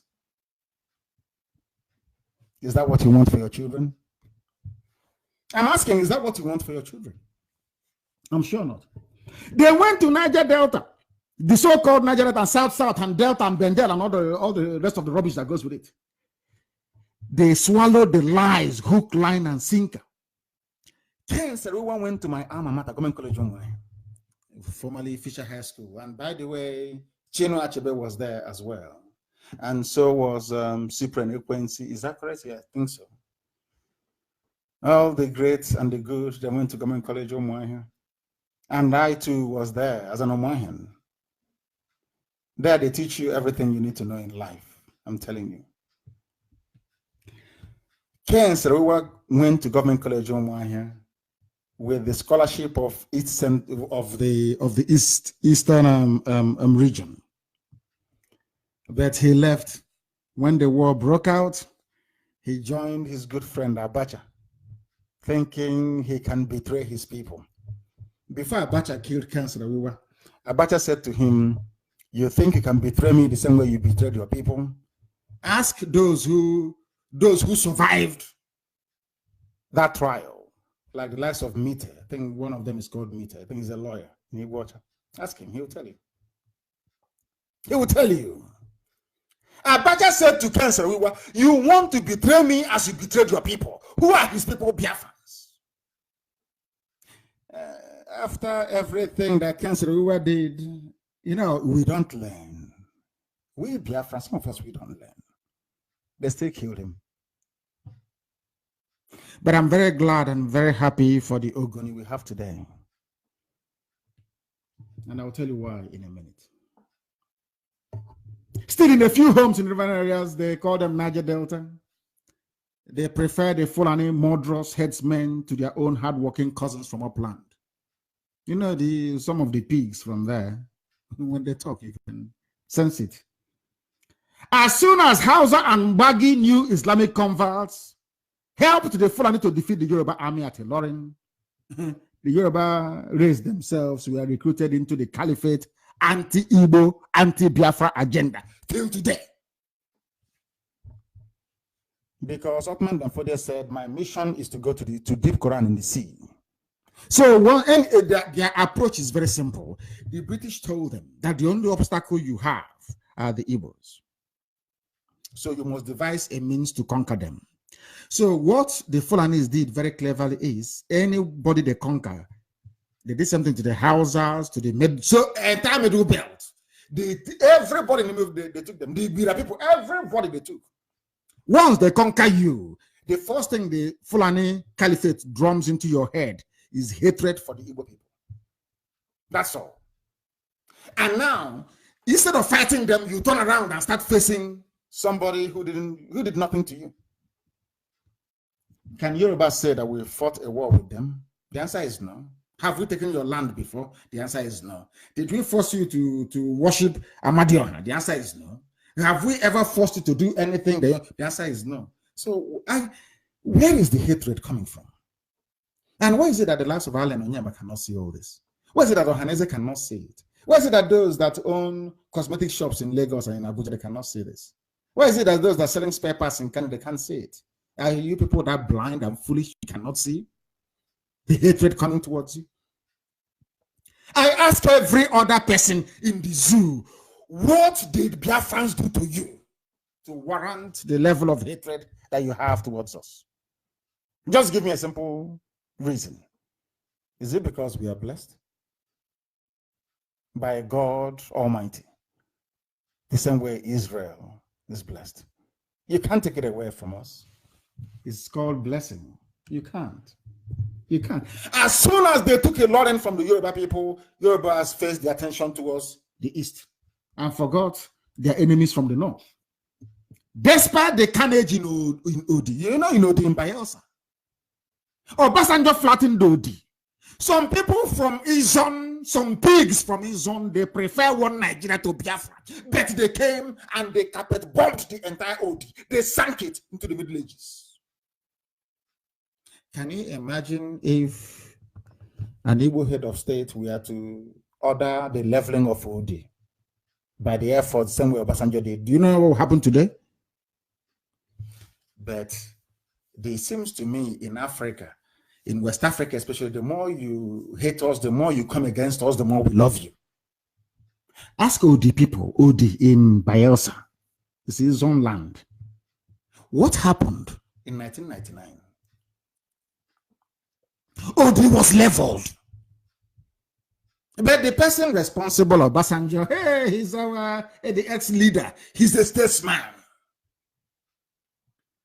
But ask them about any Igbo person and they tell you that we hate them. They are not part of us.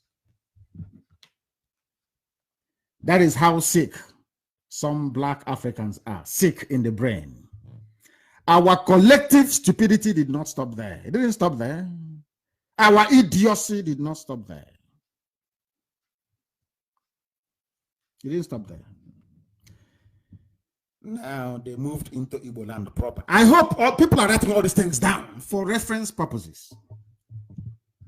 When they finished with our cousins, the Efiks, the Bibios, the Anangs, the Oron people, when they finished with them, they now came into our land. They kept shrinking us.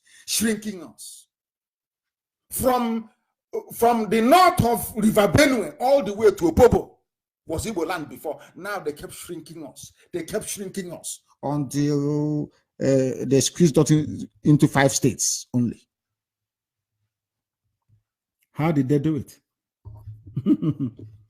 Hate speech. They went into our land to decimate, to gerrymander our boundaries, to divide brother against brother, sister against sister. Take Ebema, for example. Ebema. People say, oh, how do Ebema go to the government area? Take Ebema, for example. Do you know there is Ebema in Delta State? Ebema, the same Ebema in River State. Do you know why they divided us? They want to shrink us. They want to make us smaller. The smaller we are, the easier for the final conquest. And how did they intend to achieve that? They will first place Efulefu governors in government houses. They use Roga, they push in, and that's the end of us as a race. We are finished. Because Ebema, part of Ebema is gone. Part of Ohaji is gone. There is Ohaji in River State. If you go to the same family, the same name in River State, they will tell you they are not part of whatever thing that you're doing. Yes, we are Haji. Yes, we speak Igbo. Yes, my name is Wike. Yes, my name is Chinda. Yes, my name is Woji. But I'm not Igbo. Have you seen such stupidity in your life before? Somebody is answering Fumilayo. You are born in Ondo State, Fumilayo. You say you're not Yoruba or you're not Oduduwa. Are you not insane? But that's what they have done to us. Very cleverly too. And as they're doing it, they're giving you your little position, federal minister of this, permanent secretary. So when you come back to the village, people will look up to you. Oh, don't mind those Igbos. Let's get together and celebrate. We are no longer part of them. That's what they've done. They kept shrinking us. They took 3 local government areas from Ebonyi. They gave it to Benue. I said Benue is part of the north. And nobody is saying anything apart from IPOB. Nobody, no governor, no politician, no Hanese, no sociocultural, no this group, that group, this gathering, that, none of them. Only this same IPOB is fighting to unite this great family. And of course, we are succeeding. There is Ebema everywhere. But your brother answering the same name. Maybe Ishima. In the other part of Ebema, you go there. Now I'm Niger Delta. Oh, don't come here with that. You're saying, but you're my brother. We are the same until that I was a woman and drew the boundary. No. I'm now Niger Delta. Who did this to us? Who did it to us? You just can't be the Fulanis alone. Let me come to the beautiful land of Ogoni and ask them what is the crime of an Igbo man. I know I am deviating a bit. I'm deviating to tell you the effect of the hate speech and hate actions coming from Fulani people from time immemorial. The effect on the ground. They talk about if it leads to death. But the hate speech you brought into our land have divided family against family, brother against brother, sister against sister. Some of you do not know that I was on my way to Ogoni land the day the Nigerian army attacked me physically. They shot at me at Obakala. Very soon I released the video. That was the first direct assault I had. Thankfully, there was no loss of life that very day. They shot at us repeatedly at Obakala. Ask anybody before Obakala post office. That army checkpoint there. I was on my way to Ogoni. Maybe they felt that if they allow me to go to Ogoni, then I will finally succeed in uniting the whole of Biafra land against them. Ogoni elders were waiting for me. They invited me to come. I was on my way to Ogoni when I was attacked at Obakala Junction. Attacked, they were shooting at us. Oh dear. The reason for that attack can be traced back to the fact that Fulani house niggers who are merely caretakers for the British did not want me to preach the gospel of Biafra restoration in Ogoni land. But I'll still go to Ogoni land someday soon. It was the great work the Fulanis did with their hate speech that made it possible for the likes of Chibika Mechi to be answering Rotimi, an Igbo man. When it suits him, he is Chibika Mechi. When it suits him, he's Rotimi, the lion of Niger Delta. No longer an Igbo man. Chibika Mechi is his name. He's eating with the caliphate. The day they will strike him, the idiots will come here and say, oh, let's try and defend Chibika Mechi. If you ask him, he say he's from Rivers, not Igbo any longer. Only when he shoots him will you hear him say he is Igbo. They moved into Iguacha and succeeded in convincing our own people, the same people from the same family, that we are no longer the same. You know, in the same so-called river, so they have people, the children of one lone daughter, not Omoada Fumilayo. Omoadolu. They say they are not Igbo. Oh dear me. But I love Igbo.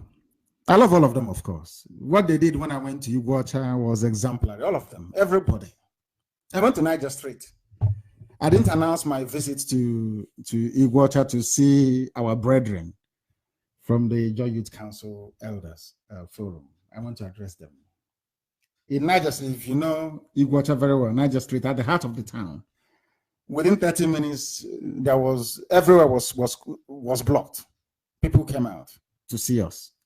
It was marvelous. I love everybody, but you know me, I'm self-critical. So when you hear me say some of these things, it's because I want you to repent and to change, not because I hate you. No, I don't. I say it out of love, compassion, and care. We are one people. But Obibo in Iguacha, Obibo. They are very special to me, very dear to my heart. Because everywhere in Igbo land has dual name. You have Afara in Abagana. Afara is where I come from, in Ibeku. But there's Afara in Abagana, there's Afara in Ikeduru. But there's only one Obibo, only one. The heart. And they behave as if they are the heartbeat of this very movement. And I commend them for that. Obibo, I'm telling you. I must commend them for that. But they told us that it's called Oyimbo, or whatever rubbish they call it. It's like telling me that Kanu is no longer an Hausa territory. It's just unbelievable. They would have succeeded if not for the coming of IPOB. Very little they would have succeeded in taking even Obibo. The heart. And once they capture Obibo, we are gone. That is the heart of our land. But that is why I believe that the capital of Biafra will actually be in Iguacha, to be honest with you. Because it has everybody in there. Everybody is represented in Iguacha. But that's a debate for another day. Some people may disagree with me, but that's what I think. Capital of Biafra should be in Iguacha. I'm telling you. Before the coming of IPOB, that's before, not now anymore, a badly informed Ikwere man will tell you he's from Bini, but his name is Njoko. But all that is gone. It's in the past. But I'm just trying to let the world know the effect of the hate speech and hate actions from Fulani. How damaging that we are the ones that felt it. We've been feeling it for the past 84 years. Fulani hate speech and hate action. My pride for Obibo knows no bounds, of course. The same way that I feel an affinity to Aba Onisha and Abakaliki. I'm indeed proud of Obibo, I must tell you. The same hate speech the Fulanis used with the help of segments of unprincipled Nigerian media to demonize IPOB that made it possible for the Efulefu Brigade, led by Ohaneze and Igbo governors, to rise with such venom against their own freedom fighters, started from Ottoman Danfodio, perfected by the British and executed with precision from the time of Ahmad Bello till date. That is a fact of life. Look at all those that claim they went to Oxford or to Cambridge, all of them, those from the East, and tell me if any of them reason like a human being. All of them that claim they studied in England, as I did, from Honey Award to the lowest bootlicking Fulani lapdog in a government lodge, they are all against IPOB, despite the fact that we are fighting to save them from certain death at the hands of their caliphate masters, not also minding the fact that their caliphate masters are the principal sponsors of cattle-herding terrorists in our land, killing us today. That is how stupid we have all become.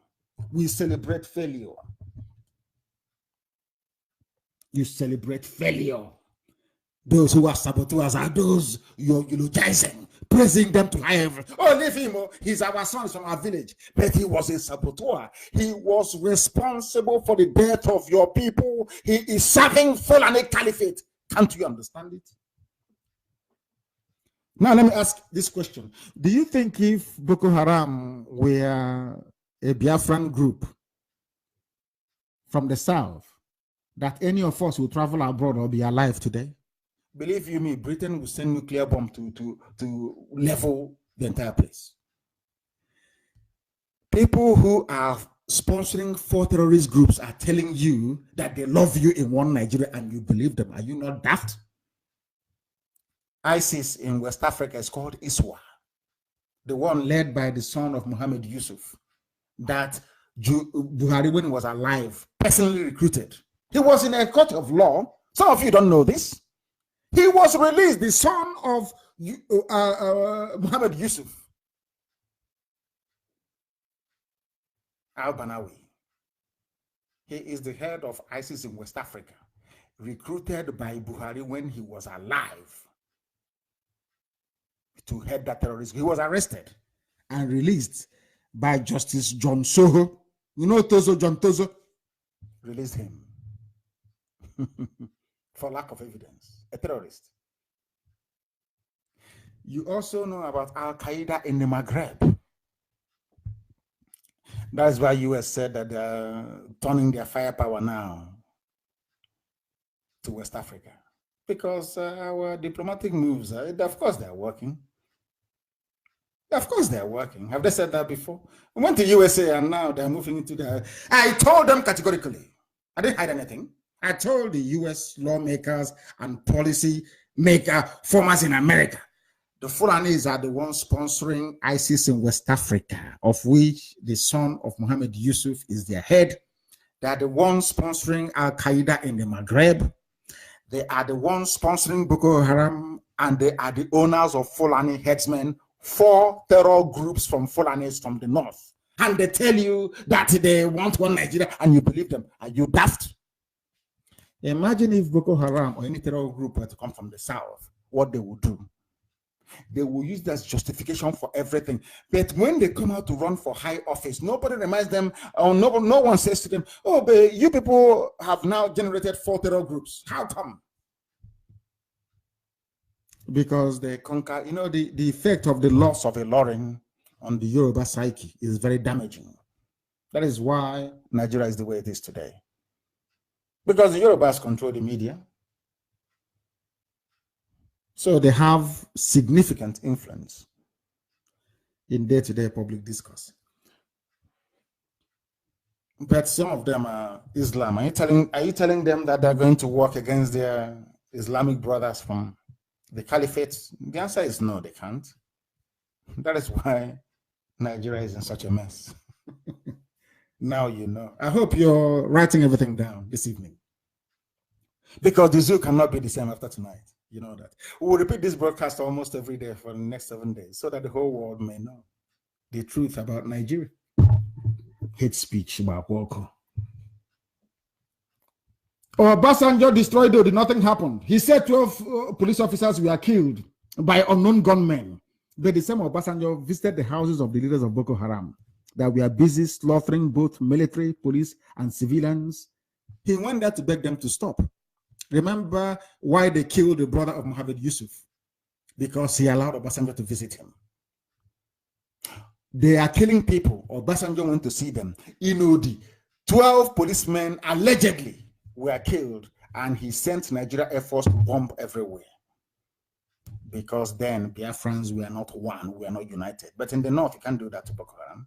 Because their senators, their governors, their ministers, everybody is behind them.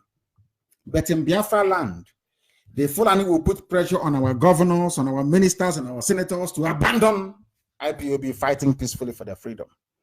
But those using terror to get everything for the north, then they just allow them. The same Obasanjo will visit Boko Haram. But in the case of Odi, they call it, he sent Air Force to kill every woman, man, and child. I hope you're following. This is how foolish we are. No wonder Europeans concentrated their efforts on the coast of West Africa because when they were looking for animals to work in the farm in America and in the Caribbean, they came to West Africa. You have seen how foolish, even the Fulanis, ordinary Fulani, They're making use of our brain. Fulani man will come to Ogoniland and tell you, see that Igbo man there that did nothing to you, he's your enemy, and you're busy fighting an Igbo man while Shell is busy destroying your land. Who is foolish? Unbelievable. The semi-literate Almajiri senators from the arid north should be guided by these facts, that they are the ones that started hate speech. All those Almajiri senators from the north talking about hate speech this, hate speech that, you must all know that you are the ones that started hate speech. Some inhabitants of the abominable damnation, especially those from the south with their warped and misguided sense of patriotism, still accommodate these very obnoxious and downright ignorant views of the Janjaweed begging desert dwelling cow loving reprobates. Of course they are. I actually wrote this on my page. I have asked Britain to humanely dismantle their zoo, their big African zoo called Nigeria, to help put the animals inside it out of their misery. I am begging Britain, please put your zoo to an end, because the suffering is becoming unbearable. There is nothing the Fulani can contribute to the advancement of daily life. They are not noted for having founded any growing civilization. None whatsoever. They'll just copy, adapt, steal, and pillage.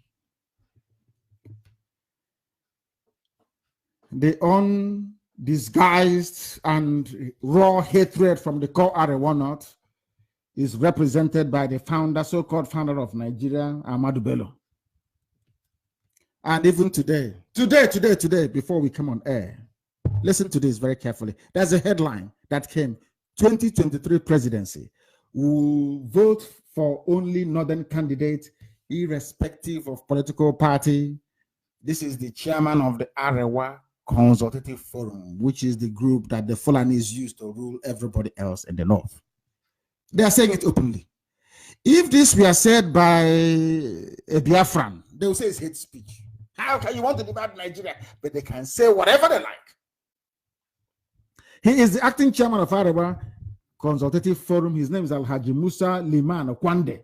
He said that Northerners will only vote for a presidential candidate of the north.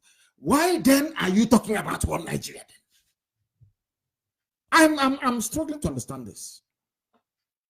They have told you they don't want you. The only reason why there is Nigeria is because of the oil and gas coming from my father's compound. That's all there is to it. Nothing more, nothing less.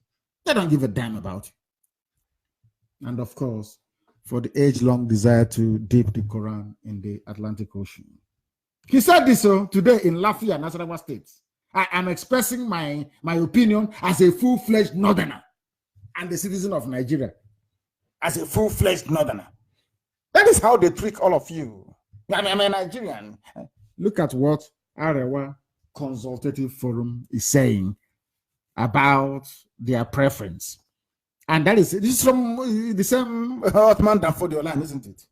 And they will tell you, they will rig the election, because INEC chairman is a Fulani man. So they will rig the election and tell you it's the will of the European observers will come around. You know, the British ones that ran away from Gogi. When they saw dead bodies of Git coppers, they ran away. But they will go to Britain and they will write that the election was free and fair, apart from 2 polling stations somewhere in one local government by the corner of the road. There was a bit of a problem. But don't worry, that is not enough to nullify the whole vote. Black, this UG. Hey, unbelievable. Unbelievable. Who made it possible? I have somebody must shoulder the blame. Who made it possible for the bloodthirsty Fulani terrorists to be the ones calling others terrorists today? They are the ones killing people. They have 4 terrorist groups: ISIS in West Africa, Al Qaeda in the Maghreb, Fulani headsmen, and Boko Haram. But when you hear them talk about IPOB as a terror group, you will think that we have killed everybody on this earth. But they're the ones doing the killing. They're the ones bombing, doing banditry and kidnapping in the north. That is the warped sense. I can't reason this through, honestly. I put it down to those I call the intellectual Efulefus, led by Dr. Azikiwe. I have now come to Azikiwe. The same way Ahmadu Bello is the father of modern hate speech in Nigeria is how Nnamdi Azikiwe is the father of Igbo One Nigeria Efulefus in our land and beyond. It was Nnamdi Azikiwe that brought betrayal into Eastern political mentality. When you see the likes of your governors today and the likes of Ohaneze and Yoshi, models of this world, when you see them behaving the way they do, when they come out and they say they're going to sabotage Biafra again, their granddaddy is Azikiwe. I've now given you the 3 names of those that founded Nigeria. Now tell me if you want to live in a house built by these men. They didn't found Nigeria, of course. Lugard did. 3 of them. This is the Efulefu. He believes in selling his own people. Anybody celebrating Nnamdi Azikiwe is daft and useless. You are beyond useless. You don't know anything. I'm not a crowd follower. I give you the facts and I defend it. And I shall do so tonight. Nnamdi Azikiwe was a traitor and no intellectual juggernaut has claimed. Rubbish. He's nothing. He was an appeaser and a man dominated by the desire to rule an empire he did not conquer. Look at the breed of traitors that Zeke produced and their children who are today either living in Lagos, Abuja, in Kanu, or elsewhere. They are the most useless traitors and Fulani apologists we have. Who can dispute these very facts? The wickedness and spineless idiocy that characterize Modos Ohaneze and the present crop of Efulefus in government houses, they call themselves governors, all stem from the politics of treachery of Azikiwe. Don't take my word for it. We are going to hear from Azikiwe himself in his own words, because Nigerians are ahistorical. They lack historical knowledge and wisdom. They are not properly tutored nor educated.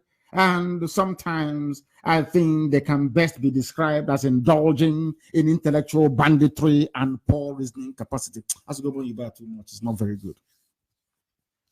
But I'm just telling you, Zeke of Africa, he was nothing. I want people to now listen to this very man called Zeke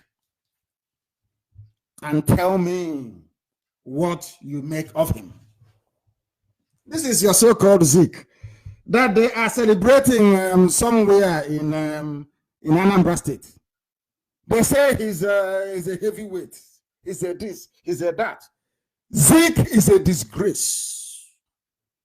I'm sure he's in hell somewhere.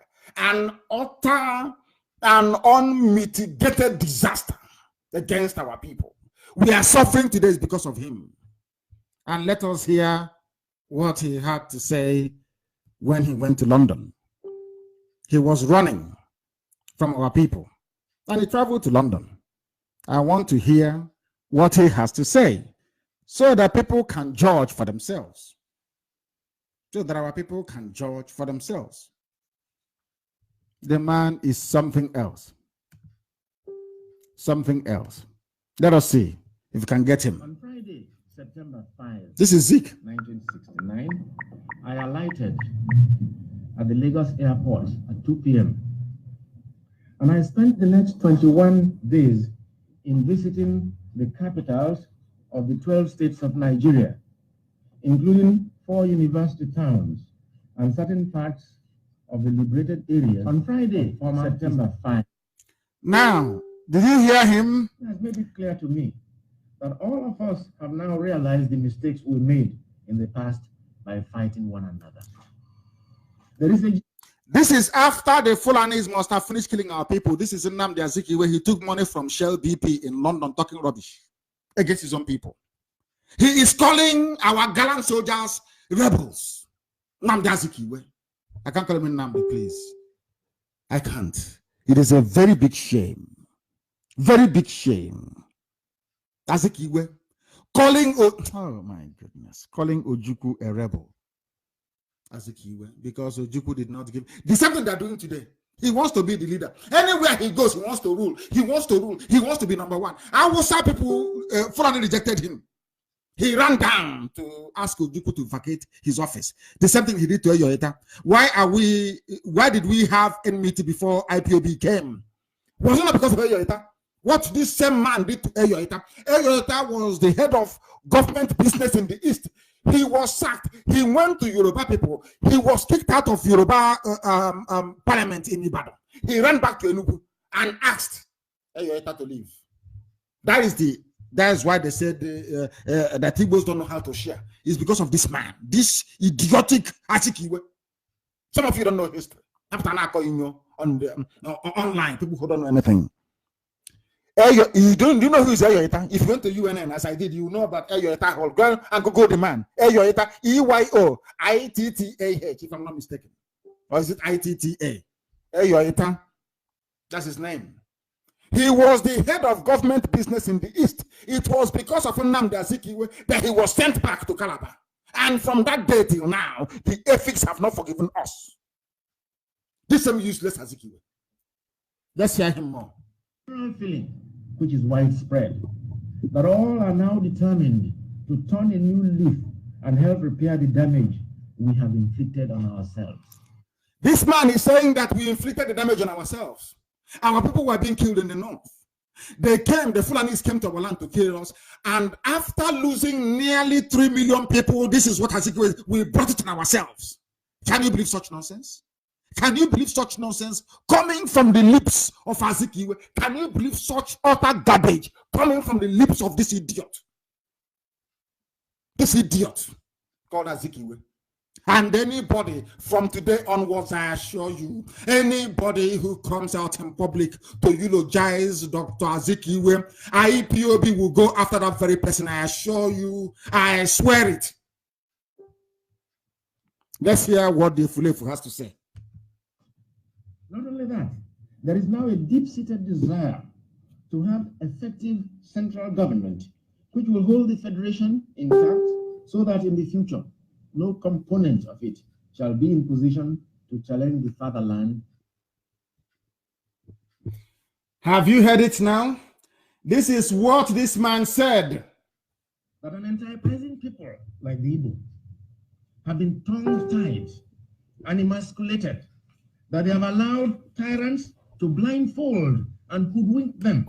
He is calling, you see all the language the Fulefu use. Nnamdi Kanu is hoodwinking you people. You are blindfolded. They got it from Azikiwe.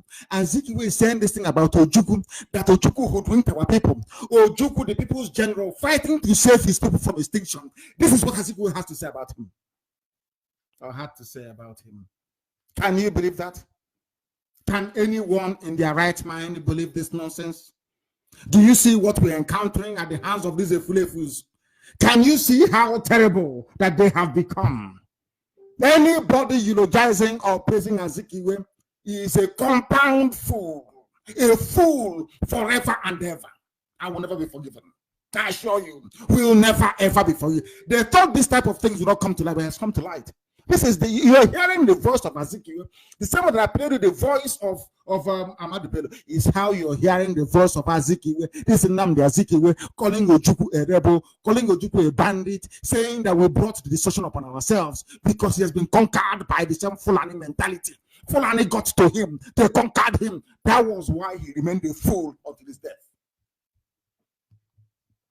A complete fool, a complete idiot. He is. Azikiwe walk in hell. So that in a war alleged to be fought for their survival. He is saying that we are alleging. You see where they got their alleged nonsense from? In a war that they allege that they are fighting for their survival. Hey, I'm telling you, this man, his head should be dug from the grave and burned. I said this thing in 2009, 2012.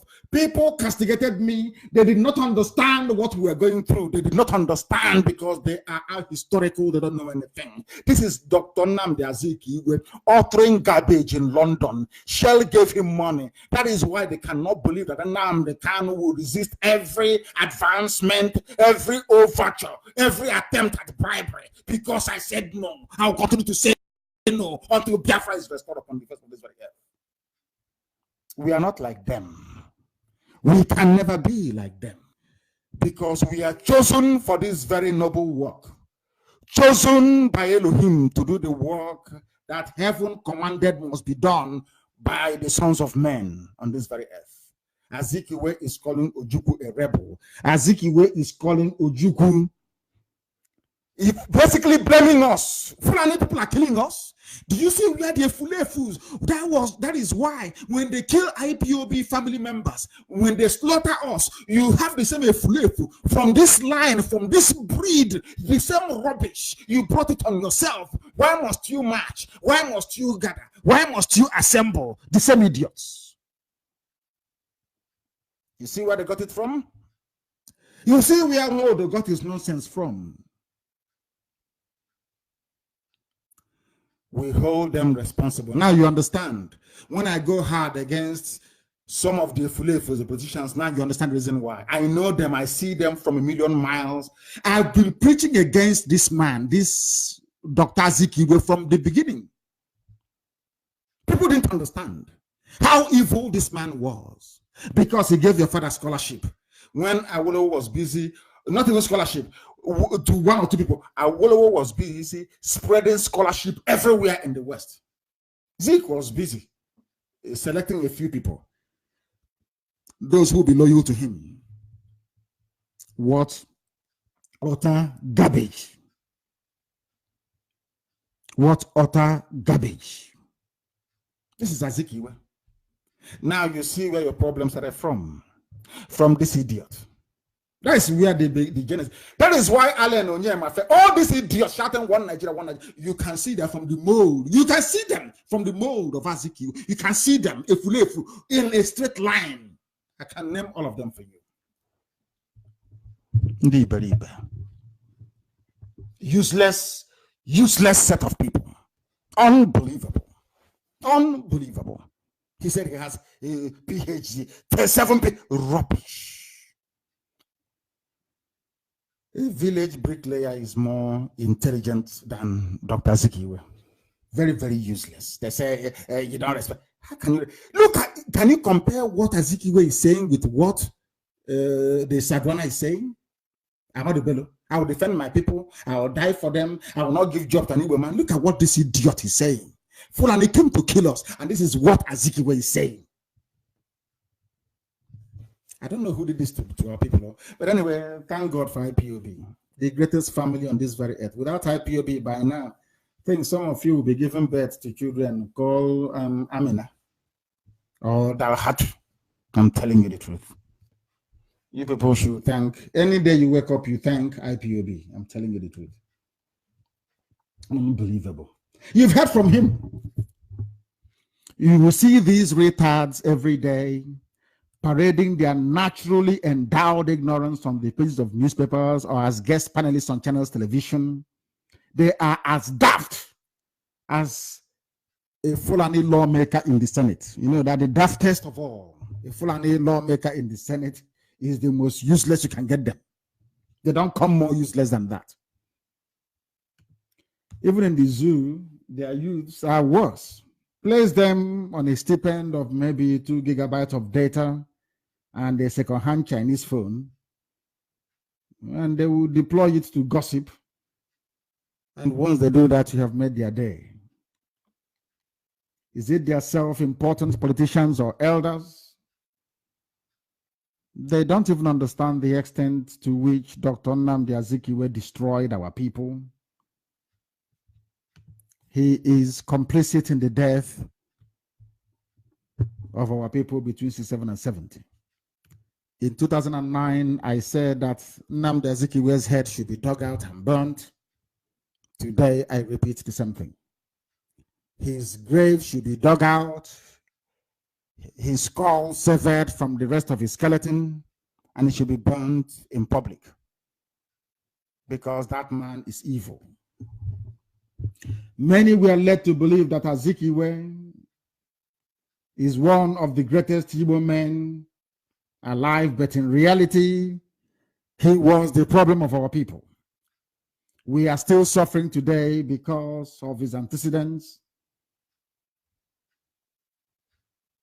Do you know that Dr. Azikiwe appealed to the French government to stop sending aid to Biafra, referring to us as rebels? He was upset with the images of skeletal children on the pages of newspapers all over the world. He asked the French to stop sending aid to Biafra. And he's a great Igbo man. All of you that celebrate Zik, God will, all of you will suffer. All of you will suffer. All of you will suffer. I assure you. All of you will suffer.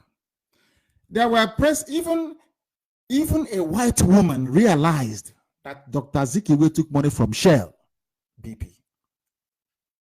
I don't know what is wrong with our people.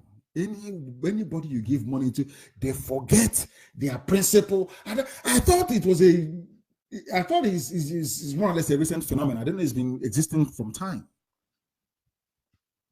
Shell killing us. The same Shell went to Juku in Enugu, and the Juku said no, that the oil belongs to the people, and they left to go and support the Fulanis to come and kill us. You went behind our backs, you went to London and you took money. The same thing is happening today in this struggle. The same way Ojukwu was demonized is how some people are demonizing the leadership of IPOB. The same people working for Fulani, it has now been proven. Before now, people thought that the criticism of Ojukwu by Azikiwe was well founded. But you can see it's because Shell gave him money. And I'm sure Amaka is putting up all those pictures with the placards and the posters. Very sad indeed. I have the transcript, and I think it will be published. The transcript of what Zik actually said. After everything he did, no wonder another Ifulefu, Willie Obiano, declared a public holiday for him. You know, birds of the same feather. They flock together. See how useless they are? That drunkard declared public holiday for Azikiwe that put us in the mess we are in today. That tells you all you need to know. Only Professor Chinua Achebe, I'm telling you, anywhere he is, may his soul continue to rest in peace. The greatest mistake this generation will make will be to trust all these Efulefus. All of them, as you see them in the government, because they're handpicked. If you're not a loyal Fulani servant, they will never ever rig you into power. It's not possible. It's not done anywhere. They will never rig you into power unless you are a loyal Fulani servant. Let me now give you the names of our genuine frontline leaders in Biafra land. Genuine frontline leaders in Biafra land. One is Mazi Nnamdi Kanu. Write it down. People talk about leaders. I'm giving you the names of our leaders.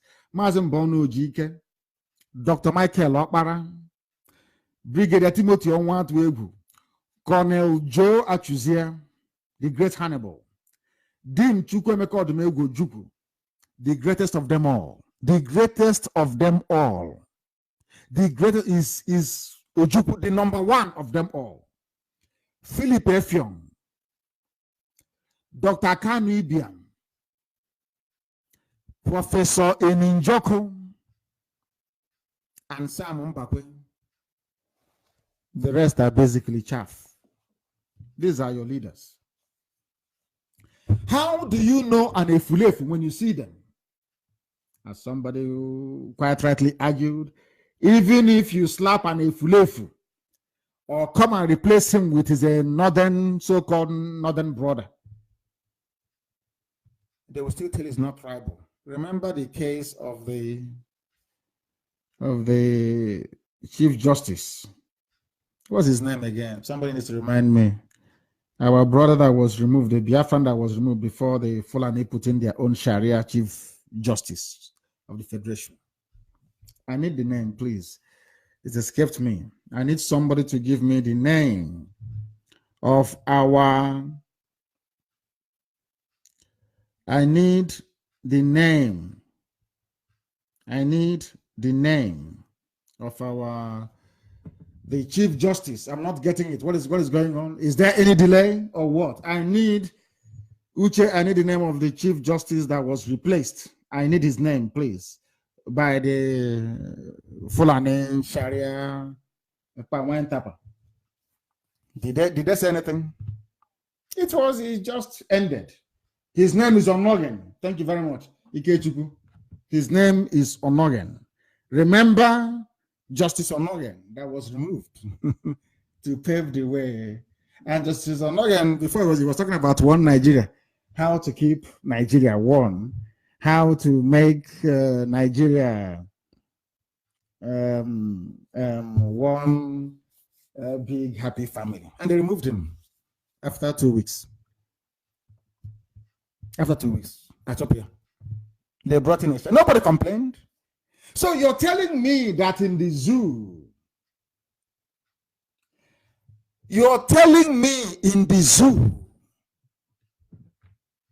that anybody can come and appoint all their village people and there will be no uproar. But they're doing it, the Fulanis are doing it, and all of you are quiet. You cannot say anything. You cannot do anything. It is very, very sad indeed. And if we will see that the zoo is going down in the drain and still believe that it can be salvaged, let's help Nigeria. Nigeria will rise again. When did it rise in the past?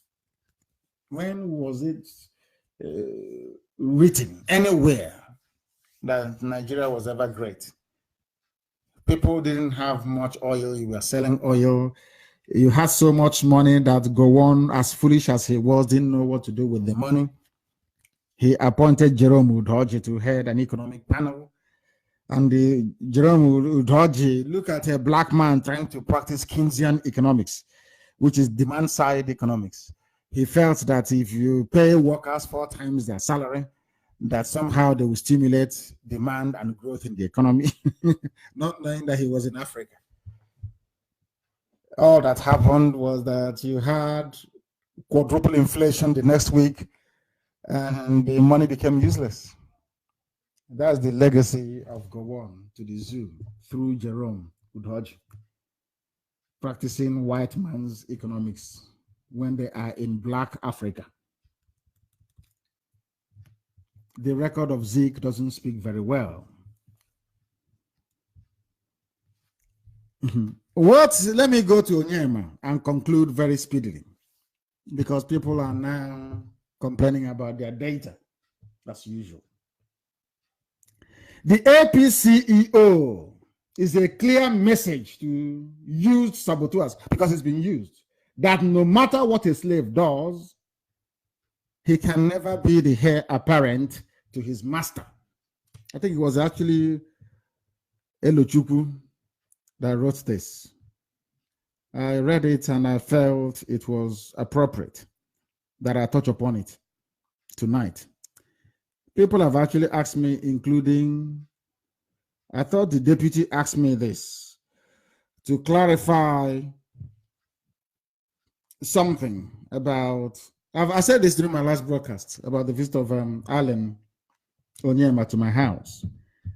And I believe that what I said during that broadcast may have precipitated this very investigation by the zoo through the FBI at the instigation of the U.S. Department for Justice.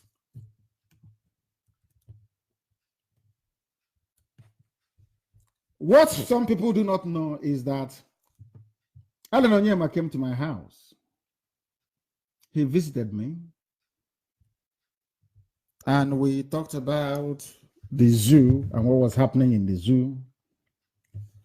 He talked about the consequences of the quit notice, the hate speech by the Alamajiri, those Babiyala kids in the north. But of course, I knew it was their master speaking through them.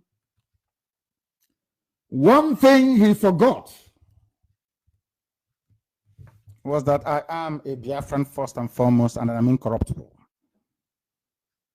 He said he wanted to see how there could be peace, at least our people will not be killed in the north. I said to him, anything you want to do, you can do. I too am against our people being killed in the north. And that was it.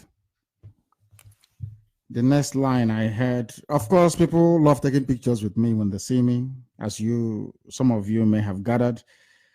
He said we should take pictures with the Alamajiri he brought with him. I can't say no. I am an Igbo man. I grew up in the village. You don't say no to your visitors. I said yes, I'm going to take pictures. And they started writing rubbish. And as soon as he went to BBC and granted them an interview, in fact, basically, when I read that he said those he rescued from South Africa were singing a national anthem, some of the lazy youths online working for APC descended on IPOB saying, can you see one of you claim Alan Onyema is a Biafran. He was happily singing the national anthem. I knew his days were numbered. And then he gave the interview to BBC, where he maligned my person and basically lied against me. That was when I decided, that I know more about him than he can ever imagine. That was when they decided to move after him. So one of them wrote actually online. His name is Muhammad Al-Haji Danjuma. I think he came to my house as well with Alan. Today we paid our brother Nnamdi Kanu a visit, and out of deference to my brother Onyema and my humble self, we agreed to stop any hate speech or action that will promote violence. I told you about Fulani. They are the ones that made the hate speech against the Igbos living in the north. He came to my house and he's gone back and he's writing that we all agreed to stop any hate speech. Of course, he said, interestingly, he is for peace. Of course, I am for peace and well-being of every Nigerian, which I am. I have said it many times. I want all of you to be free from the shackles of Fulani hegemony and British neo-colonial slavery. I've said that many times. I want the Hausas to be free. I want everybody to be free. Do you think I'm looking for Biafra just for my own sake? Of course not. I want people to be free. Because if they're not free and developed, they will all flock to Biafra to come and seek, or to come to seek a living. I don't want that. I want people to be developed, to stay in their own land, practice their own culture, their religion, and do whatever they have to do. So I am for peace in that regard. I'm not a terrorist. So why shouldn't I be for peace? So I think they misunderstood me, or deliberately chose to misrepresent my discussions with them. And that angered me, made me very, very upset. I am not, as an Okwana and an Alpha John, as they say, I don't know how to say that in English. In my place, when you come and you say you have a proposal, I will listen. People come to prison to see me, I listen to them. People propose proposals to me when I was in DSS custody, I listen to them. Can't tell you to go away. I will always listen to you. Always. But what I would do, or what I always do, remains a secret with me. But to compromise what I stand for and the Biafra struggle for independence is not something I will do. I'll be dead 10 times over. I have sacrificed a lot and will continue to sacrifice until Biafra is restored. I don't care or mind what people say or do. Alan Onyema made a very big mistake, very huge one, by delving into a topic that is entirely above his station. He wanted to please his Fulani masters by telling them that he had a meeting and a discussion with Nnamdi Kanu, and that was a very huge mistake, very huge mistake. A lot of people come to see me in secret that I've not told anyone about. They decided not to publicize it for their own good. He's gone ahead and done so, knowing fully well that IPOB will rise against him and that we will seek to defend our honor. Now we have done so. The Fulanis have moved against him because they know that IPOB cannot defend somebody who deliberately sought to undermine the effort and integrity of this very noble effort. Alan Onyema is in a very serious mess. Look at him today and the mess he got himself into. The Fulanis, who are the greatest looters we have, they are in charge of EFCC. Ibrahim Lamode, have you forgotten? Look at all the criminal Fulani people. What do they know? They're not educated. They forge certificates, all of them. They rig themselves into power, or they appoint themselves into power in a so-called democracy. How many of them have been charged by the U.S. government? I want to ask the U.S. Department for Justice, or whatever they call themselves. How many of Fulani people have you charged? The time Umaru Diko was in London, Umaru Diko ran away with a mobile bank. Umaru Diko ran away with almost 5 billion pounds in those days. That money could feed the whole of Africa. Are the children not enjoying the money today? Some of you may be too young to remember a man called Ibrahim Taher. He was the Minister of Communications, a Fulani man. They stole Nitel dry and set the building alight. Nitel building in Marina, in Lagos. That was how much money they stole. Umaru Diko was Minister for Transport. Remember Akinloye and his champagne? Akinloye was importing champagne in his name. Some of you have forgotten all this. These are the looters and the criminals you have. Oh, I was a Fulani. I wouldn't say I was a, please, I do apologize to Hausa people. They're all Fulani, all of them. By none. Buhari, when he was alive during the reign of Abacha, was in charge of PTF. How about the 57 suitcases? You've forgotten, haven't you? Buhari was in charge of PTF, and he stole it dry because Abacha used it to launder money. You have all forgotten. Nobody's squaring them, nobody's investigating them. Alan Onyema abused the privilege I granted him by allowing him to come into my sitting room to sit down with me to have a discussion. And from there, he felt he could leverage that very encounter to endear himself to the Northerners. And they have turned around and rejected him. That is his business. I want to ask the United States Justice Department, how many Fulani looters of the Treasury have you indicted? I want to also ask the U.S. Department for Justice and the FBI. Are you not aware that Tinubu was a drug dealer in Chicago? Did you not see the bullion van that went to Tinubu's house on the eve of the elections? Have you charged him? I also want to ask the U.S. Department for Justice if they have not heard about Aisha Buhari and his involvement with Halliburton, the bribery scandal. You've not investigated any of those, but you want to investigate Alan Onyema because he's Igbo, because he's seen to be successful, and because he went against IPOB again, which is a lapse in judgment on his part. But let us see how the whole thing plays out. We are not a fan of people that indulge in criminality. But everybody in the zoo is corrupt, especially politicians and those in high office. How they make their money is entirely up to them. They know how they do it. So we see how the whole thing plays out in the next few weeks. I'm not going to get him into any more trouble by asking questions I shouldn't ask at this point in time. But I do believe that he may have learned his lesson by now, that no matter how strong you feel, you are close to the Fulani Caliphate, provided you come from Biafra land, all of us. They will come after you. You see, write it down today. You see Chibi Kamage. One day they'll go after him. Write it down on a piece of paper. Write it down and quote me when it happens. That's the way they operate. Azikiwe served them. Look at, you heard what Azikiwe was saying. You heard it. Yet in 1979, they didn't vote for him. They didn't vote for him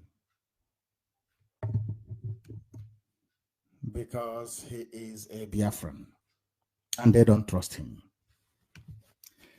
They have come after many people, haven't they? They came after Ezekiel Izuog.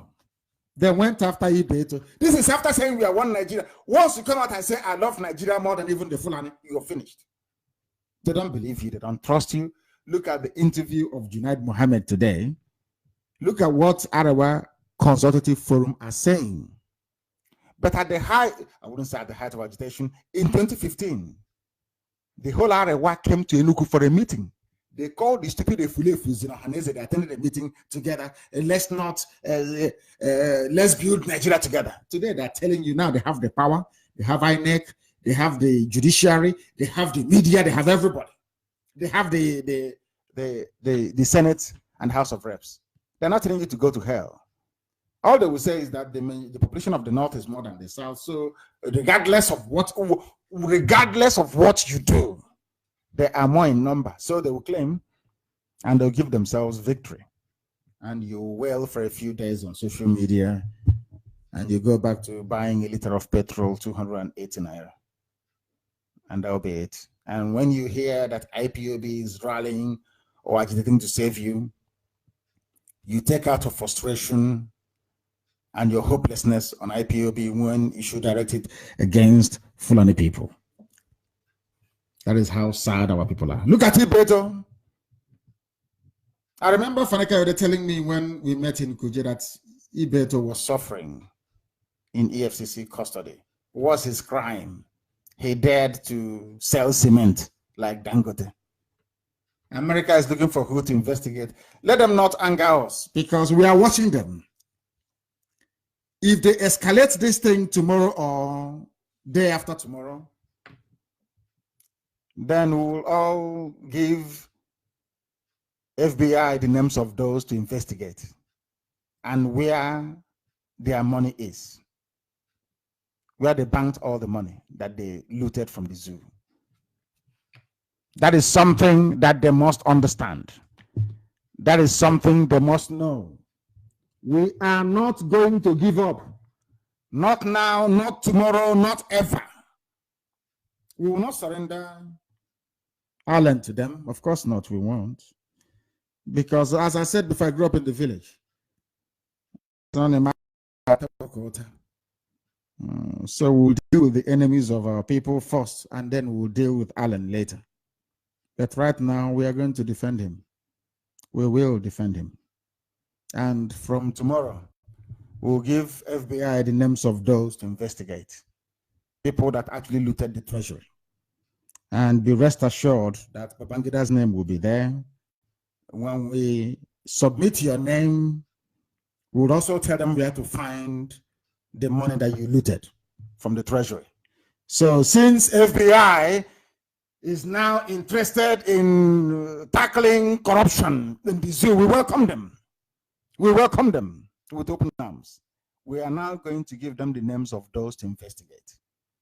Every Fulani, Alamajiri, criminal, looter, be rest assured that your names will be going up to FBI and to United States Department for Justice. And if they fail to investigate,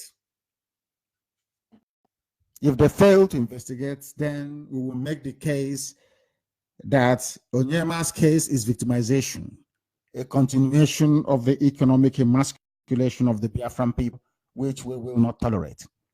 Some of you will sit at home, some will be gossiping, but I can assure you that I will be meeting those that matter face to face in America, discussing these very issues in the next few days.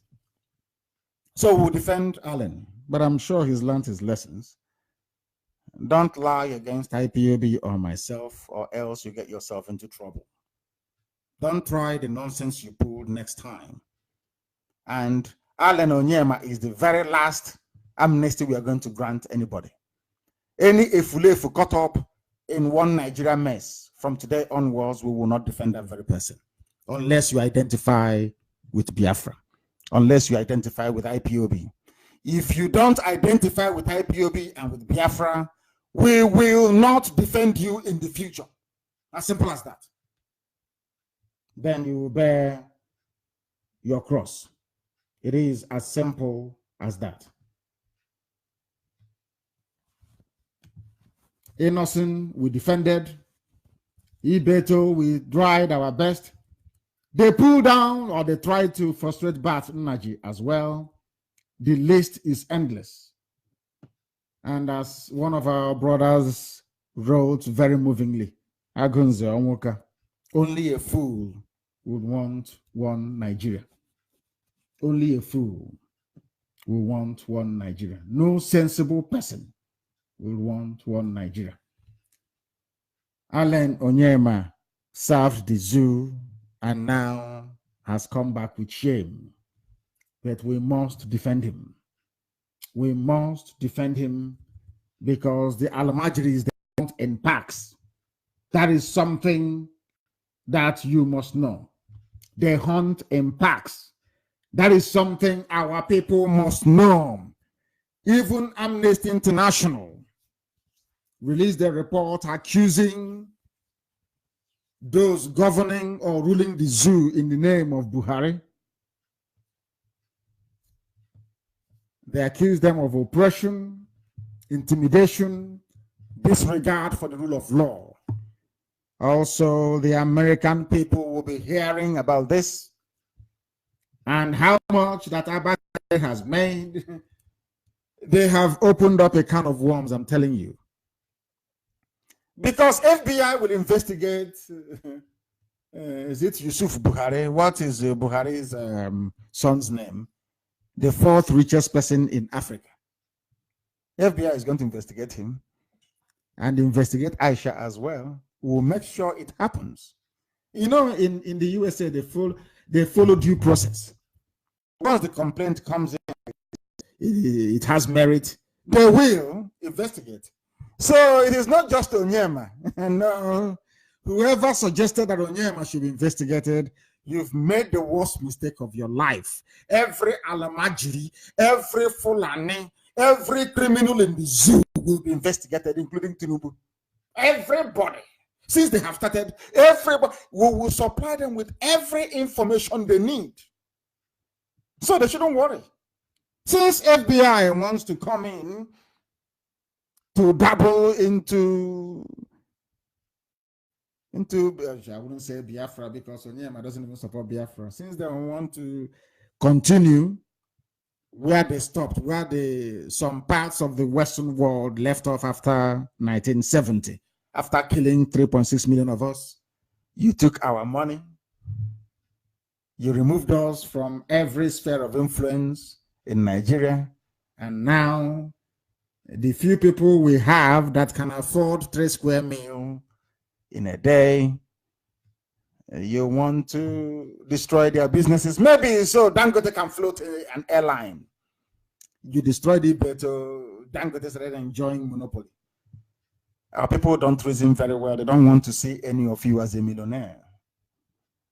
They don't want to see us rich. As long as you have your little spare parts shop, or you're selling crayfish, or you're selling 4 sticks of stockfish in 2 months, they're okay with it. So that way you'll be asking for one Nigeria, clamoring for one Nigeria. So when they get an Efulefu and empower him or her, they come to the village, all of you be doing rankadede. The FBI rather should prepare for IPOB because we have the names of all the looters in the zoo called Nigeria. They are going to be very busy. Very, very busy indeed.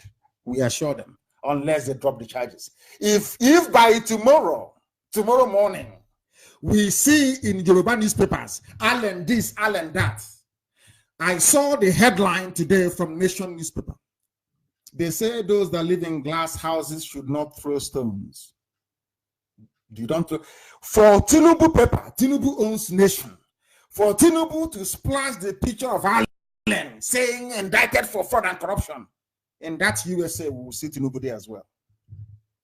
We have the resources to mount whatever investigation we like. This is IPOB. So we ask them, the Fulani Caliphate, those in EFCC setting up special panel to probe Allen. No, you will not do that. Allen made a mistake. He messed up. That is true. But he's a Biafran. Are we going to throw him to the wolves? To devour him? Of course not. We're not going to do that. We can defend our own. As Ahmadu Bello would defend every northerner. To the point of not even appointing an Igbo person. He said it openly. Instead of me to appoint an Igbo man, I'll appoint a white man.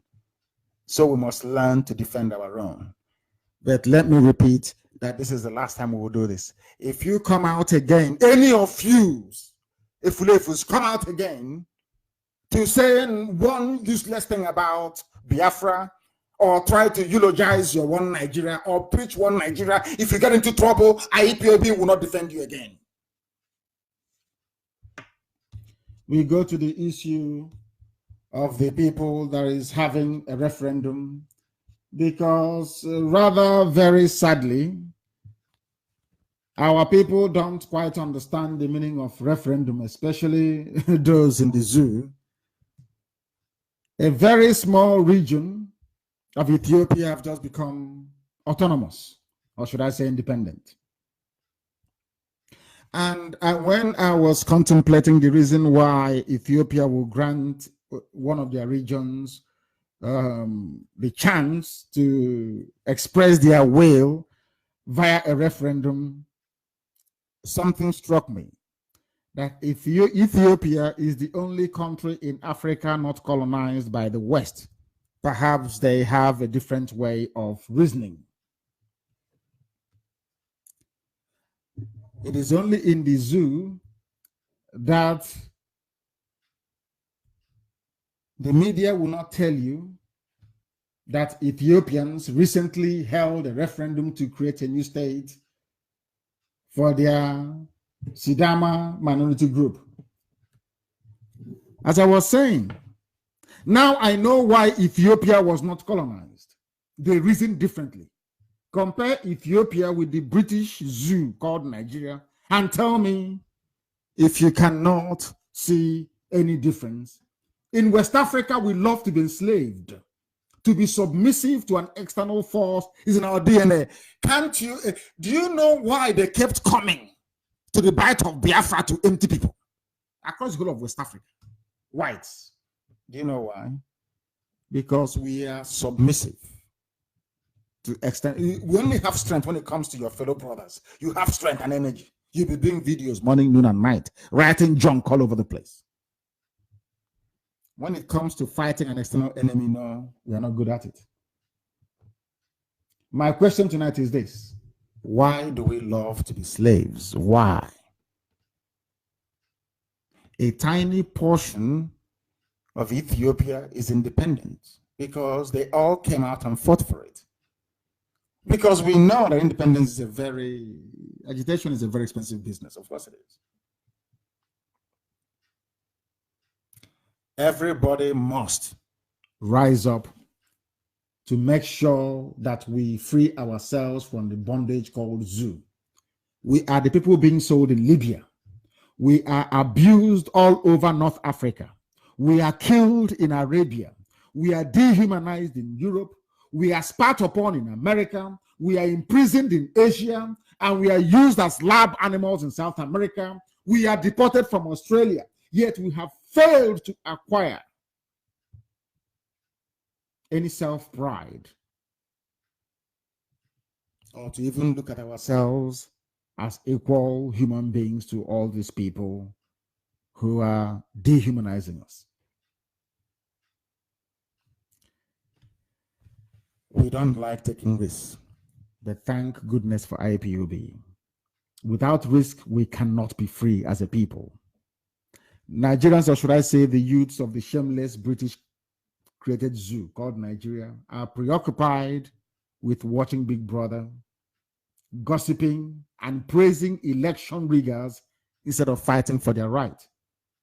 They keep copying the lazy Alamajiri lifestyle of the North, the same lifestyle the Fulanis used to render Hausa youths useless. Some of you don't know it. that it was the deliberate policy of the North to stop their people from going to school during the early years of the zoo. To the Nigerian youth, I say to you, your mates are in Hong Kong, in Bolivia, in Honduras, in France, and all over the world, fighting for a better life for themselves and their children. But in the zoo, you are placed on 2,000 naira of data every week by a politician to be gossiping your life away. People are protesting violently all over the world, but the average zoo lazy youth is nonchalant, docile, and sheepish. They fight themselves on social media. But tomorrow you will go to the embassy of all these people, all these youths, your age mates fighting for a better country. Tomorrow you will go to their embassy to ask to beg for visa. But when they were busy sacrificing their lives to make their country better, you were busy burning your data on Babcock College sex video and promoting mediocrity, hailing election riggers and putting your trust in a worthless PVC. And if you tell them to open their mind to the fact that a referendum will happen, they tell you that it is war. Referendum to them is war.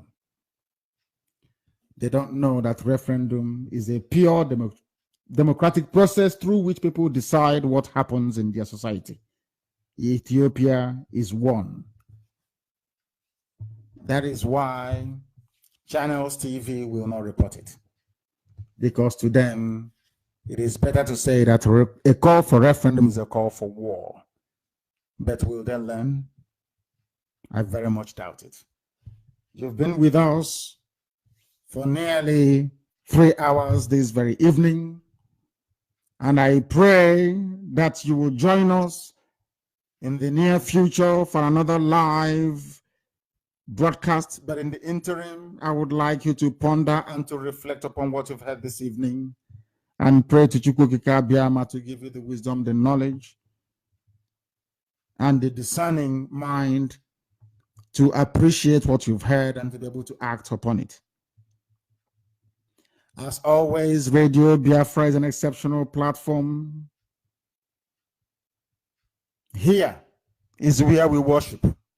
On Radio Biafra is where we worship. Because Biafra is our religion and Chukwukika Biama is our God. From me, from here, it is good evening.